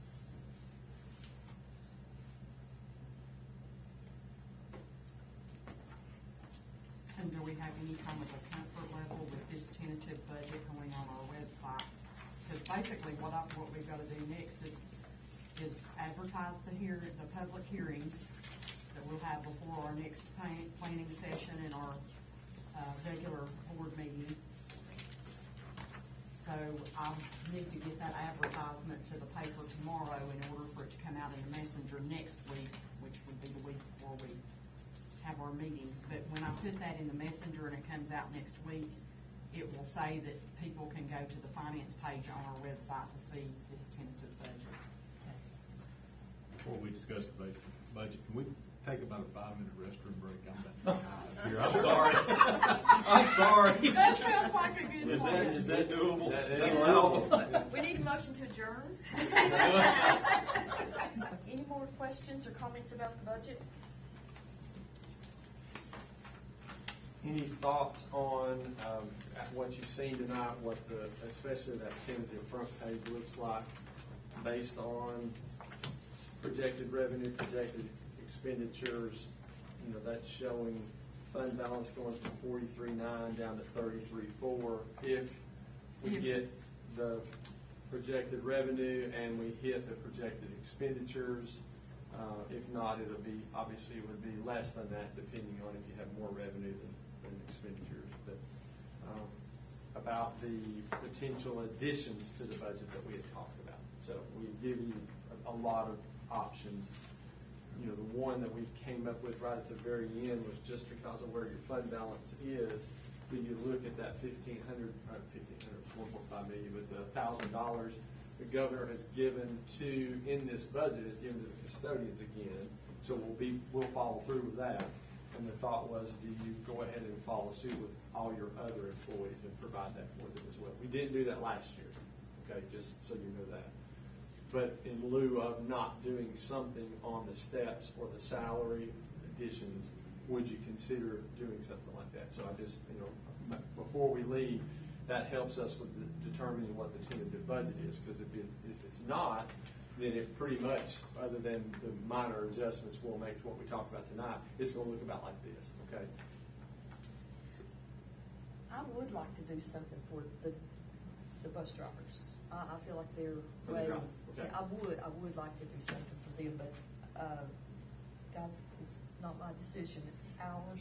So a couple of things. We gave you the $3 an hour, which was actually $3.03, I think is what it would have been, but $3. Bring it to starting pay at 20. Right, bring your starting pay to 20. $16.97. Yeah. And that was $316,317. I don't know, I'm just thinking, at $20 an hour, it's still gonna be tough to find people, but we'll have a better chance of finding better people, I agree. realistically. Yeah. It's not the world's greatest, but I think it's a start in the right direction, Okay. for that. I mean, this, we all know, driving a bus isn't the easiest Sure. of things, and with 70-plus kids on there, it's even tougher, so. And that would be not for mechanics, for attendants. Just bus That's drivers. just your drivers. CDLs. Just CDL, people that have a CDL. The drivers. And, you know, too, I don't want the other employees misunderstand, you know. I think Kevin and I were talking earlier, I would love to give them something, but I think right now, this year, things are so unstable. It's not that I don't want to, it's not that they don't deserve it. Sure, I agree. Yeah. I'm just a little nervous about it this year. There's a lot of factors out there that we don't control, so Right, it makes a lot of sense. So when we go back, and I'm kind of jumping around, when I go back to this front page with the tentative budget, I'm seeing our revenue that we're gonna get, no, not that, let's see, I'll let you get to it. No, I'm scrolling as fast as I can. I'll wait. Make you sick while you're watching it up It's all there. good. That All one. right, so the total revenue, $121,600,125. And then if you go down to the bottom, our expenditures, $132,073,480. Yes, sir. So roughly, and I'm ballparking here, close to $10.5 million Yes, sir. that we're in the hole. Not in the hole, just spending more than you're getting. That's what, Yes. but that's going. Well, it's not, because you have 43,000, Right. 43 million in the bank. Right. So, yes, But, yes. so looking at that, you know, we take that kind of a hit. How do we, I mean, that's not sustainable, correct? Which one's not sustainable? To keep going in the hole $10 million a year. Oh, no, not what's. I mean, sustainable and for I about know we 3 got years. state funding Yeah. cuts and things like that, but we're kind of in a bind right now too, as far as we've got to get this, we've got to get this done.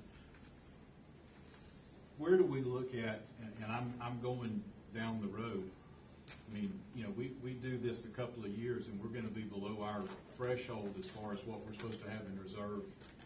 What is it, what percentage is it, Rachel, we're supposed to? 15% of your 15%. next year expenditure. So, you know, it won't take many of these hits to get us in trouble. So what do we need to look at? And I'm kind of come to the experts here, what do we need to be looking at down the road And one of the to things, resolve it?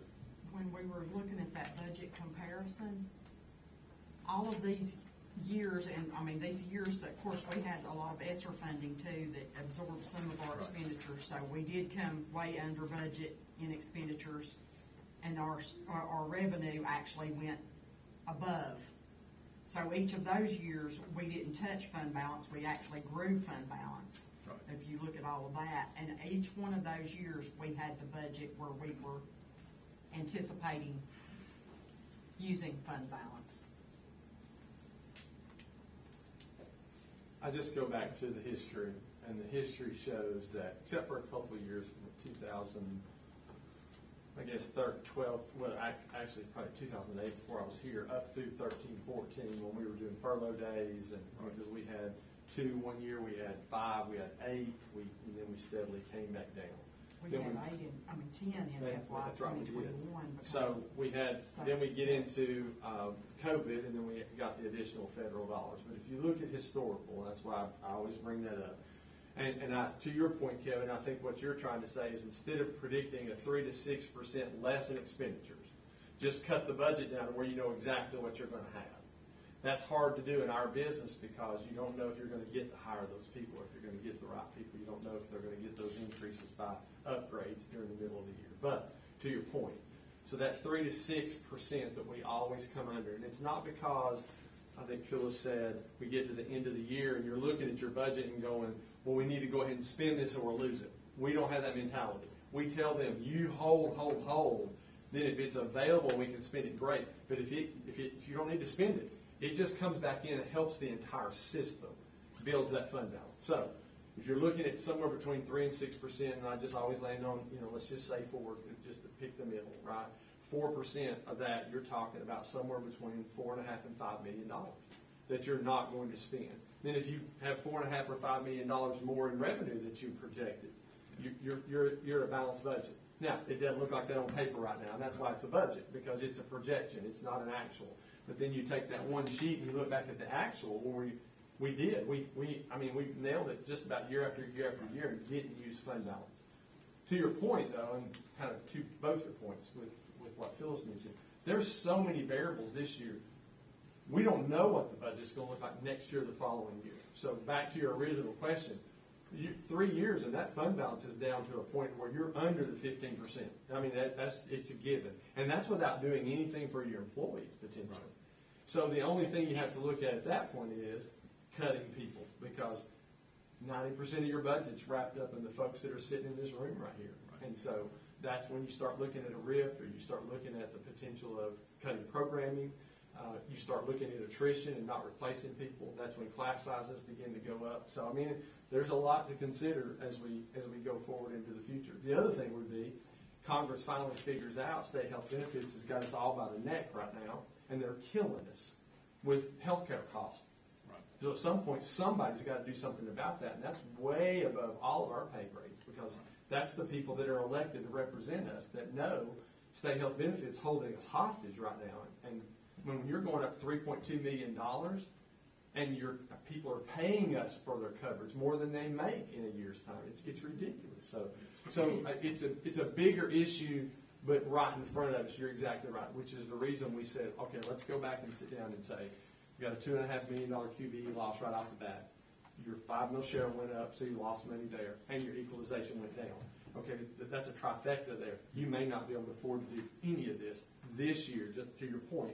Let's wait and see what happens going forward and then make a decision. And I would say, not that I don't think highly of our transportation folks. They do an amazing job. But we didn't think we were going to make it when we went from 92 to 60. And guess what? We made it. They do a fantastic job. So we've proven now that we can do more or the same with less. And so, but that population's aging, and it's hard to attract new drivers. And so we're at a place where we're going to either have to bite the bullet and then save later, or we're going to have to hold in place and say, we want to do this, but we need to see what next year is going to look like. And that's a tough spot to be in, because the only other option you have is to guarantee your income, your revenue, is to go up on your millage rate. And you know what that looks like. That's a tough sale. And I get it, I do. I mean, remember we set at 17.55 and 17.40 for 7 years, 6 or 7 years. People got used to it, but their assessed value didn't go up like it has in the last 3 years. And so it's a slippery slope right now for you guys as well as us. My suggestion at this point would be, I would love to do all of this, but it might be a good consideration to just hold in place for a year and let's see what all of these House bills do to us, these Senate bills do to us. And next year maybe we have a little better idea coming into it of what we could potentially do. And I don't know, like Rachel, she always says, I don't have a crystal ball that I can look into and, the Magic 8 Ball, I think we broke it, didn't we? It wasn't working very well. So it's a shot in the dark. But this is pretty close to being as accurate as possible going into next year. And then based on history, we're going to be really close on the balance at the end of the year without doing anything at all, if that makes any sense. So, and I hate it because I was the one pushing all those things to you guys because at the beginning before the I don't know, $2.5 million. well, $2.5 million plus, not thinking about the local 5 mil share going up again. I was saying, hey, these are things that we need to look at for our employees because it's important for us. But it may be that we just have to continue investigating and see what it looks like next year. So, but that's completely up to you guys. We'll do whatever you tell us to do. I remember last month we had a couple of drivers retiring, folks that I know well. I mean, and that's, again, you're looking at starting to trying to replace folks right now. I'm sure there will be more over the summer that leave. Sure. I think you've got to, at an absolute minimum now, I think we've got to move on providing a bump to the drivers to get them competitive. Okay. That's my personal opinion. I don't know how you guys feel. Yes, yeah, I agree. I know, I mean, 1 or 2 drivers can make, and I know, I still hear from folks from time to time. I mean, they're doubling routes, they're tripling routes at times, trying to make this work. And you're right, good people. I mean, you won't find a better group. That's right. But I'm telling you, they're an aging group. And I mean, you're gonna have to replace, and you can't pay less than the local fast food restaurant and expect to get folks. I mean, you just can't. I don't see it. And the good thing, Kevin, is, and you and I, we're right on line. I mean, I'm telling you, we agree on this. One of the things that we tried to do with the COVID dollars, if you guys remember that we're here, is we kept bumping them. We gave them that $2 extra an hour, and the goal was we were doing that, and the board was also giving them steps and additional increases. So the goal is when we finish with the COVID money is to have them more competitive. And we are a lot more competitive, but we're still not competitive with fast food. And I mean, doing some of that work versus 60 or 80 kids behind you doubling up on a route in the afternoons, a lot different pressure. A lot different responsibility. Yes, sir. Absolutely. We can definitely add that in and have that as part of the tentative budget if that's what you guys would like for us to see. I don't mind putting that down on there, and then you would know. And keep in mind, the tentative budget you'll see at planning can change again before the Monday night. So if you decided, maybe we've overshot, or hey, maybe we could add something else, or that can be done during that window of time. We just have to have something we put out there for the general public to see what your thoughts are at this point. Well, and I think too, Mr. Willerson will want to look over Sure. this. So, give us a date of the latest we can go and let you know. And if any of you have anything else that you want to email Mr. Brains, Rachel on, we can just email it and get an email chain going and get it to you guys before when? We would need to put it on our website, and we would need a little bit of time to make the changes. We would need it on our website when it comes out in the Messenger on June 4th. That's next week. Okay, so let's say by Friday? But when do we have to send the advertisement to have it in the Messenger? What, the Usually that advertisement Thursday. that I send just gives the dates of the public meetings, but in the advertisement, it says to go to our website, and it says to the finance page, and you can see the tentative budget. So as long as we have it on the website, when that comes out in the Walker County Messenger, then I think we're And okay. so, would Friday, if we got it to you by Friday, would that be enough I time? think that's probably plenty. Travis, Kevin? And I can go ahead and put out there kind of what I'm thinking and I mean, I can do it without Yeah. as much, I mean, if we need to add to it, we can. I mean, like I said, I feel strongly we need to get our drivers competitive. And I know we're gonna make adjustments in the budget, the categories we kind of discussed a little bit, pulling this out, dropping that 300 group under administration. You know, to take out, you know, the videos or whatever. But the other thing I want to look at, and Heather, this may be more your department and Rachel working together. I still would like to consider doing something as a bonus for the other folks in the system. It may be that we need to wait till Christmas. It may need to be that we need to even look later, maybe even toward the end of the year, you know, and see where we're at.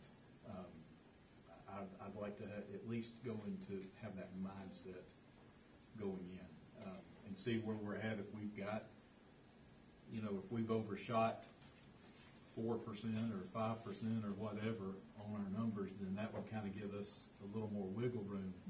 And we could evaluate, like you said, there's a lot of landmines out there. We don't know what we're going to step on right now, but I think that would be, I think it's important we do something.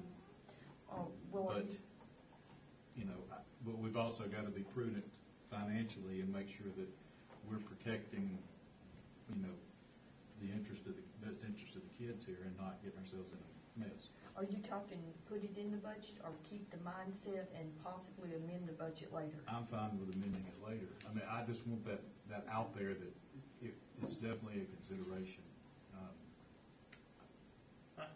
It's funny you say that, because I was actually gonna say, for everything Mr. Raines said about waiting a year, I was thinking, why couldn't we give them a Christmas, maybe $1,000 for Christmas, you know, between Thanksgiving and Christmas, you know, we need to look at it, obviously, Oh, but yeah, I think okay. it's an opportunity, to try to do it somehow, some way, just to make it work. I'm fine with that. And two, Rachel's numbers, keep in mind, Rachel's having to estimate some of these numbers. They don't have those yet, and that may be to our advantage, too. One thing I was just asking Rachel, certificated individuals, we're on a salary scale from the state. Then you have your classified individuals who, you know, I have a certification specialist that works for me, and she may have worked for the county for 20 years, but when you look at her on the pay scale, she's only being paid for like 10 years experience, because they don't always move up, because we've not always been able to give a step to our classified, excuse me, is it step? What's the word I'm looking for? The year experience. And from an HR perspective, when we're talking about retaining people, I think it's really nice that just to see that they get that year of experience and move up on the scale helps your non-certified, your classified individuals somewhat. Does that make sense? I'm not sure that's reflected in this budget. They don't I don't think necessarily it's- move up. It's not in here. The what? I don't think it's in the budget. It's not. We factored that in for non-certificated to be about $490,000. So the bonus would include everyone but custodians at $1,000 was 1.5. What she's saying is, it's so funny. We could give an increase on the scale so they are making more money, right? Because if you increase the scale, every piece of it increases.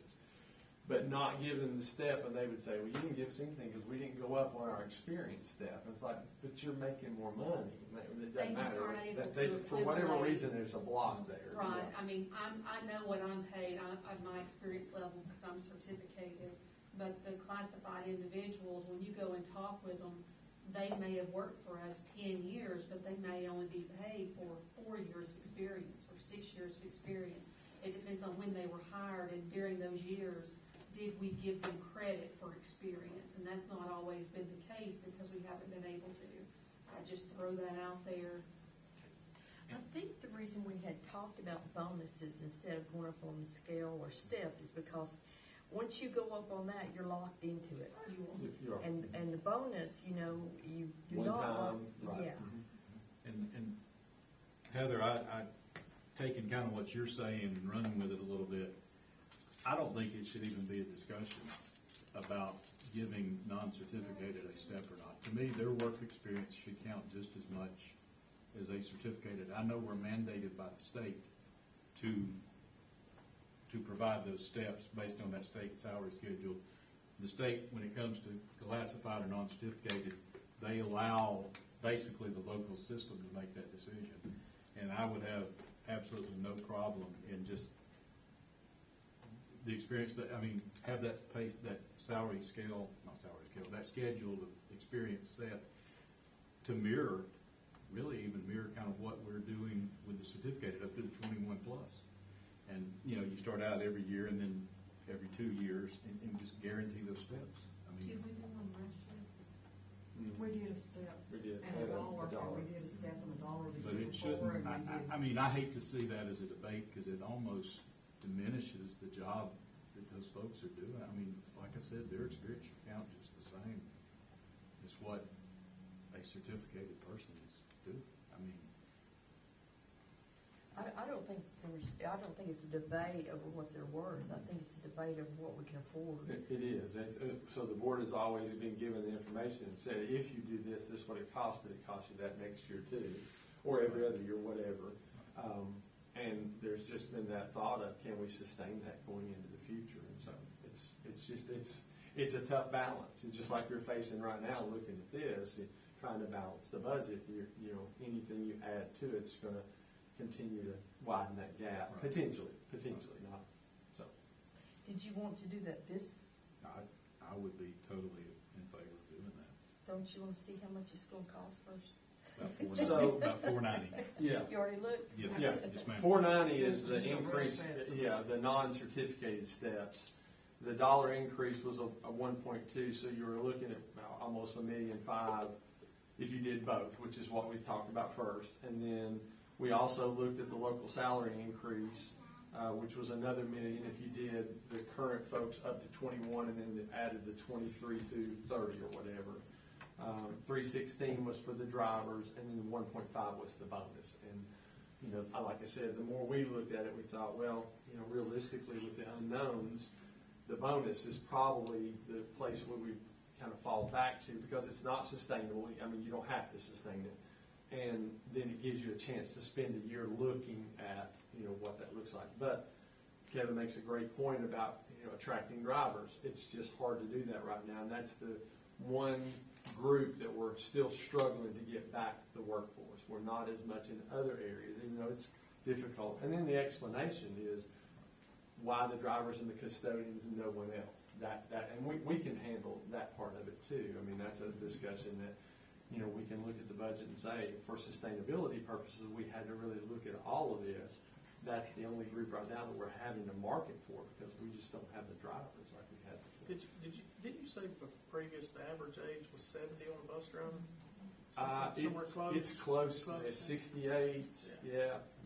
That's closer to 70 if you round up. No, and the closer I get to 70, I say 68. But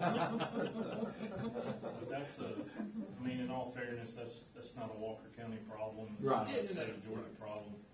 I mean, I do feel like, to piggyback on what Kevin's saying, we've about cut all, I mean, it's cut down as tight as it can cut.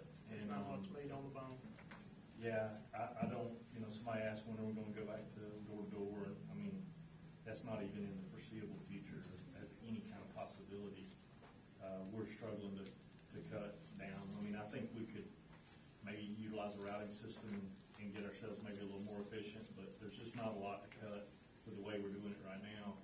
It's a big county, it's a lot to cover. There's some real logistical challenges with the place, and the beauty of the place and all the landscape that comes with it comes with some challenges here that other places don't have that same same thing to cover, but yeah, I mean, I appreciate the consideration just on behalf of the transportation department. Those folks, we do rely on them a lot. They go through drug screens, they have to have a DOT physical, a lot of responsibility in keeping up the CDL. All that goes through a clearinghouse now nationwide. So, you know, that was more for the trucking industry, most likely, not necessarily for school buses, but they put it out for CDL, period. So if someone gets in trouble, you know, driving a truck, they can't just run to get a school bus license. You know, it's all together now. There's a lot we require and a lot of continuous training. So a lot of responsibility there with those vehicles. So yeah, I appreciate your consideration on behalf of what they do every day. And I'll throw another thought out. And again, this is 3 years ago, but one driver particularly comes to mind. This gentleman had driven, at that point, he had driven over 20 years in the school system. And in those lean years you're talking about, there was a period of 7 or 8 years in a row that those folks, non-certificated, did not get a step increase. Mm-hmm. So he was at over 20 years experience, which as a teacher would be maxed out. I think he was at like step 6 or 7. And I mean, that's what I'm talking about. I mean, he should have been up on that experience scale. And I would like to see it. I would. Just moving forward, our non-certificated, give them credit for their experience. And I know it's a cost, but to me, that's almost you've got to take care of your folks that are taking care of you. And I want you to know, Kevin, I don't disagree with you at all. I want you to know that ahead of time. I just think that my responsibility and our responsibility is to give to you guys as much information as possible. And so in that non-certificated arena, we're getting minimal dollars back from the state. On the teacher side, I'm getting some money back in training and experience. I'm not getting that. So you got it. There's the balance of, if we do that, you've got to be able to balance that and sustain it for the. And I agree 100% with you. Don't get me wrong. I really, truly do. I just want you guys to have as much information so you can make the right decision, because it ultimately is going to have some level of impact potentially on the millage rate and property taxes. And that's been a sore subject, not because of the board, because you guys have continually come this way, but the assessed value has gone up so much that it's really nullified the benefit of what you guys have done with the millage rate, in my opinion. So we can do this. We can put together some numbers, like on this front page. I'm speaking for y'all, so just smack me or kick me if that doesn't work. We can put together some numbers so you can see what that expenditure amount will go to with the $316,000 for the drivers, because it sounds like that's something that all of you kind of agree on. Then the potential of the bonus at Christmas time or January, something like that, for all the other employees. And we can show you what that's going to look like and how it's going to impact that total expenditures. And then, again, it's a tentative budget, so I'm glad that she clarified that. The advertisement just says the required hearings and the date you'll pass it. And then once that goes and hits, it has to be on the website, at least that front page. And it's always tentative, so it's not like we're putting something out and saying, this is it. It's not. You still got time. So we can definitely put those numbers together for you and show you what that would look like, with all those pieces connected to it. I'd be happy to do that. So, and then I'll send Dr. Willerson all of this tonight. Yeah. And then they're pulling the video, and I'll send that to him in the morning. So, let's just say by lunchtime or so, he should be able to have viewed this and read through this. And then I'll make sure he knows that there's going to be an email chain going out by Friday if you have anything else that you want to see. And we'll try to get that put together for you and sent to you before we get into the planning session. Because, again, the night of the planning session, we'll have to have that required budget hearing. And it's really just me standing here letting anybody in the crowd know kind of what the process has been and what it's looking like. Okay. So you're going to actually put together some numbers with the step increase that Kevin was talking about as well? I think what we could do is just show this page right here that you have currently. Not all the backup documentation, because that requires a lot more work. But just total expenditures with the $316,000 projected. and then a total expenditures with the 316,000 and the 1.5 million, the bonus. Then I don't even mind doing total with the step increase for the non-certificated and all those others. So you'll see what that's going to cost you additionally. And then if you want to consider that, then that would be part of the tentative budget. And then you'd still have another week to make changes in that if you choose to. So, but yeah, I don't mind putting those numbers together just so you can see it that. in front of us. Yeah. Yeah. Just a chance to get it in front. Sure, look no, at no. it 100%. Be happy to before do we put it that. up there. Yeah. And then still, if you think of something else, in the email strand, put that in there too, because that'll give Dr. Wilson a chance to kind of chime in about some things that maybe he's seen that he wasn't privy to mentioning tonight either. So Heather had put together some information, I know for Kevin, about the number of TRS eligible employees, and I know she's got something for you if you want to give that to them and see if there's any questions about that. That might be something you have to take with you and read through and go over before you have any questions about it. Thank you, ma'am.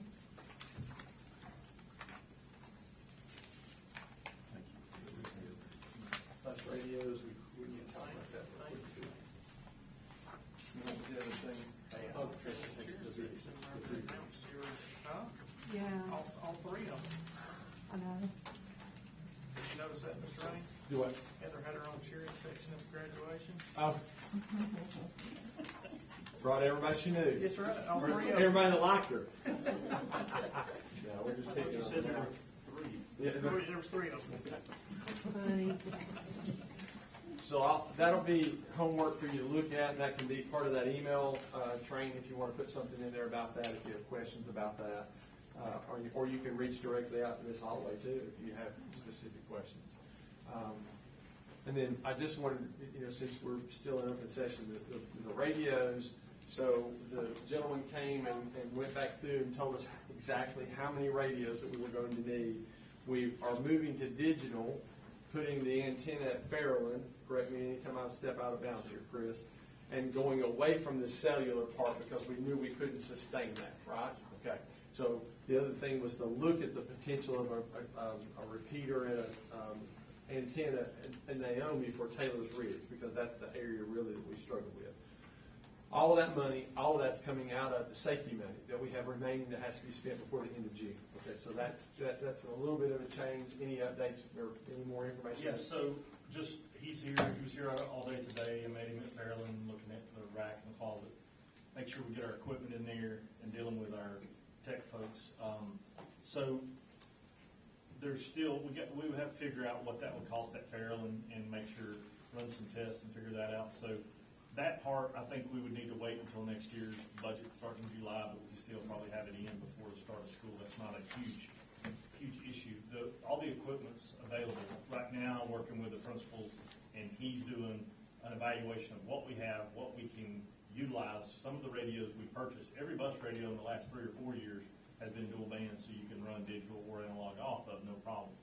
So we would still keep the analog site at the tower site there on the mountain, but our main site would be on a site where at Fairland Elementary, where we can get access to easily. It's not easy to access the tower site, and it's not our site. We're piggybacking off the county-owned property there. So rough road to get in there, no generator backup, those kind of things. So trying to figure out a better solution. Also, Fairland's a couple 100 feet higher than the tower site, believe it or not. So that would be a one-time upfront. Like, there's more upfront costs in the equipment because we're having to put in the equipment, okay, and upgrade what we have.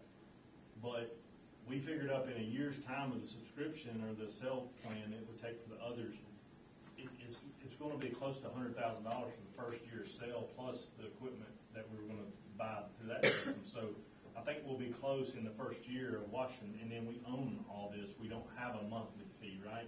It continues on just like our now radios do. So the digital will give us better reach, even if we don't add another site. His suggestion was we try this and see what coverage we get. If we run into issues over, it doesn't help the issues over in our Murchie Valley, Villanelle area, then we look at adding a site on another location like Naomi that we own, because that's all we really own out there. It's a little tricky when you go piggybacking off somebody else, because you have to make this investment into install. The climbers for the tower work and all that are not cheap, and you don't want to do that unless you're pretty sure you got a long-range solution, right? So I think that would be the part we would wait on, that portion, and then see what we get with this. And I know we can get into this part for less than $100,000.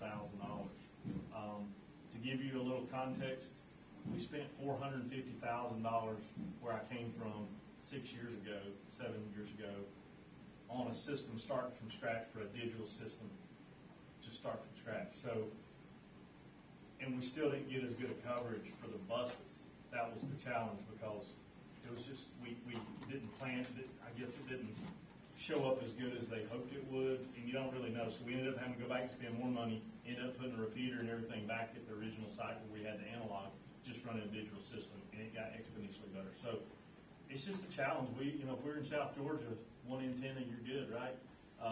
But here with the elevation, we are always going to have some spots. But the idea is to get them as much coverage as we can, and then this technology will carry us into years into the future, because the analog stuff, he said we're literally going to be robbing parts off of things because they're not producing this equipment. It's just the older equipment. So it works to a degree now, but this would all be able to be done before the start of next year, and I do think that would be something nice. In addition, if we are able to do something else, but that's something we could tell transportation, hey, we're investing in this for you guys, also for the schools, so they can coordinate back and forth. But this will really help the bus situation, communication. That's their lifeline out there. I mean, they can't use their cell phone while they're in seat. So, and then y'all know the cell phone challenges around here too. So, it is a good solution for long term, I feel like. Well, that was a change in what we had talked to you about before, so I wanted to make sure you were in the loop on that. Again, it doesn't affect, because it's coming out of the safety grant money. It has to be spent by the end of the year. Other than what he was talking about with Naomi, we would do that in next year's money that Rachel went over a little bit. So that was one change. The other one was the vehicles for technology and infrastructure. So there was a plan at one point, or an idea at one point, for the tech specialists that go to the schools to have some vehicles to transport, like your ViewSonic active panels and equipment that they have to take. And then I think that was maybe going to be try to pull that from a grant source or whatever. But right now we're paying them mileage using their own vehicles, which they're willing to do. But 70 cents a mile, I think, is going right. Rachel, is that right? Mm-hmm. But so we got to pay them if they use their vehicle. So talk to Mr. Harden about what kind of ideal vehicle would be, if they were able to have them something, because we do have some money out of the networking and IT money from our department, not the infrastructural technology department, but that we could utilize to provide a couple. And they would like to have these Sprinter vans that are high top, that you can fit large items into and have some racks and storage in there, so that they can utilize on the dailies, keep them from having to use their vehicles. Those folks are stationed up at AC. Bob and Jason are stationed down here. We're building a new server room, 300, which is getting really close to being done. And so they need a vehicle. Those guys need a couple. I would like for us to try to use the money that's already in the budget this year, by the end of the year, end of June 30th, to buy 2 Sprinters, and then the vehicle they would need down here, which would be more of a truck with a shell, and they don't need the Sprinter style, but they go a lot. Bob and Jason have to go out a lot, and there'll be times where they'll need to go separately, of course, and we'll still only have one vehicle, but that's better than now. We do have a backup truck that they use, got a lot of miles on it, and not really ideal equipped-wise for them carrying their tools and equipment. So we rely on all of these folks a lot, keep us going. I think it would be a good purchase. Mr. Harden, myself, one of the other tech guys, and then our networking person went to look at vehicles and see. They're on state contract through the Ford dealership in Dalton is how we viewed them as closest one to get to. So you're looking at about a little over $50,000 per vehicle. So it was about $59,000 with them what they call upfitted, with the kind of racks and storage systems we need for those vehicles to be able to put on the road.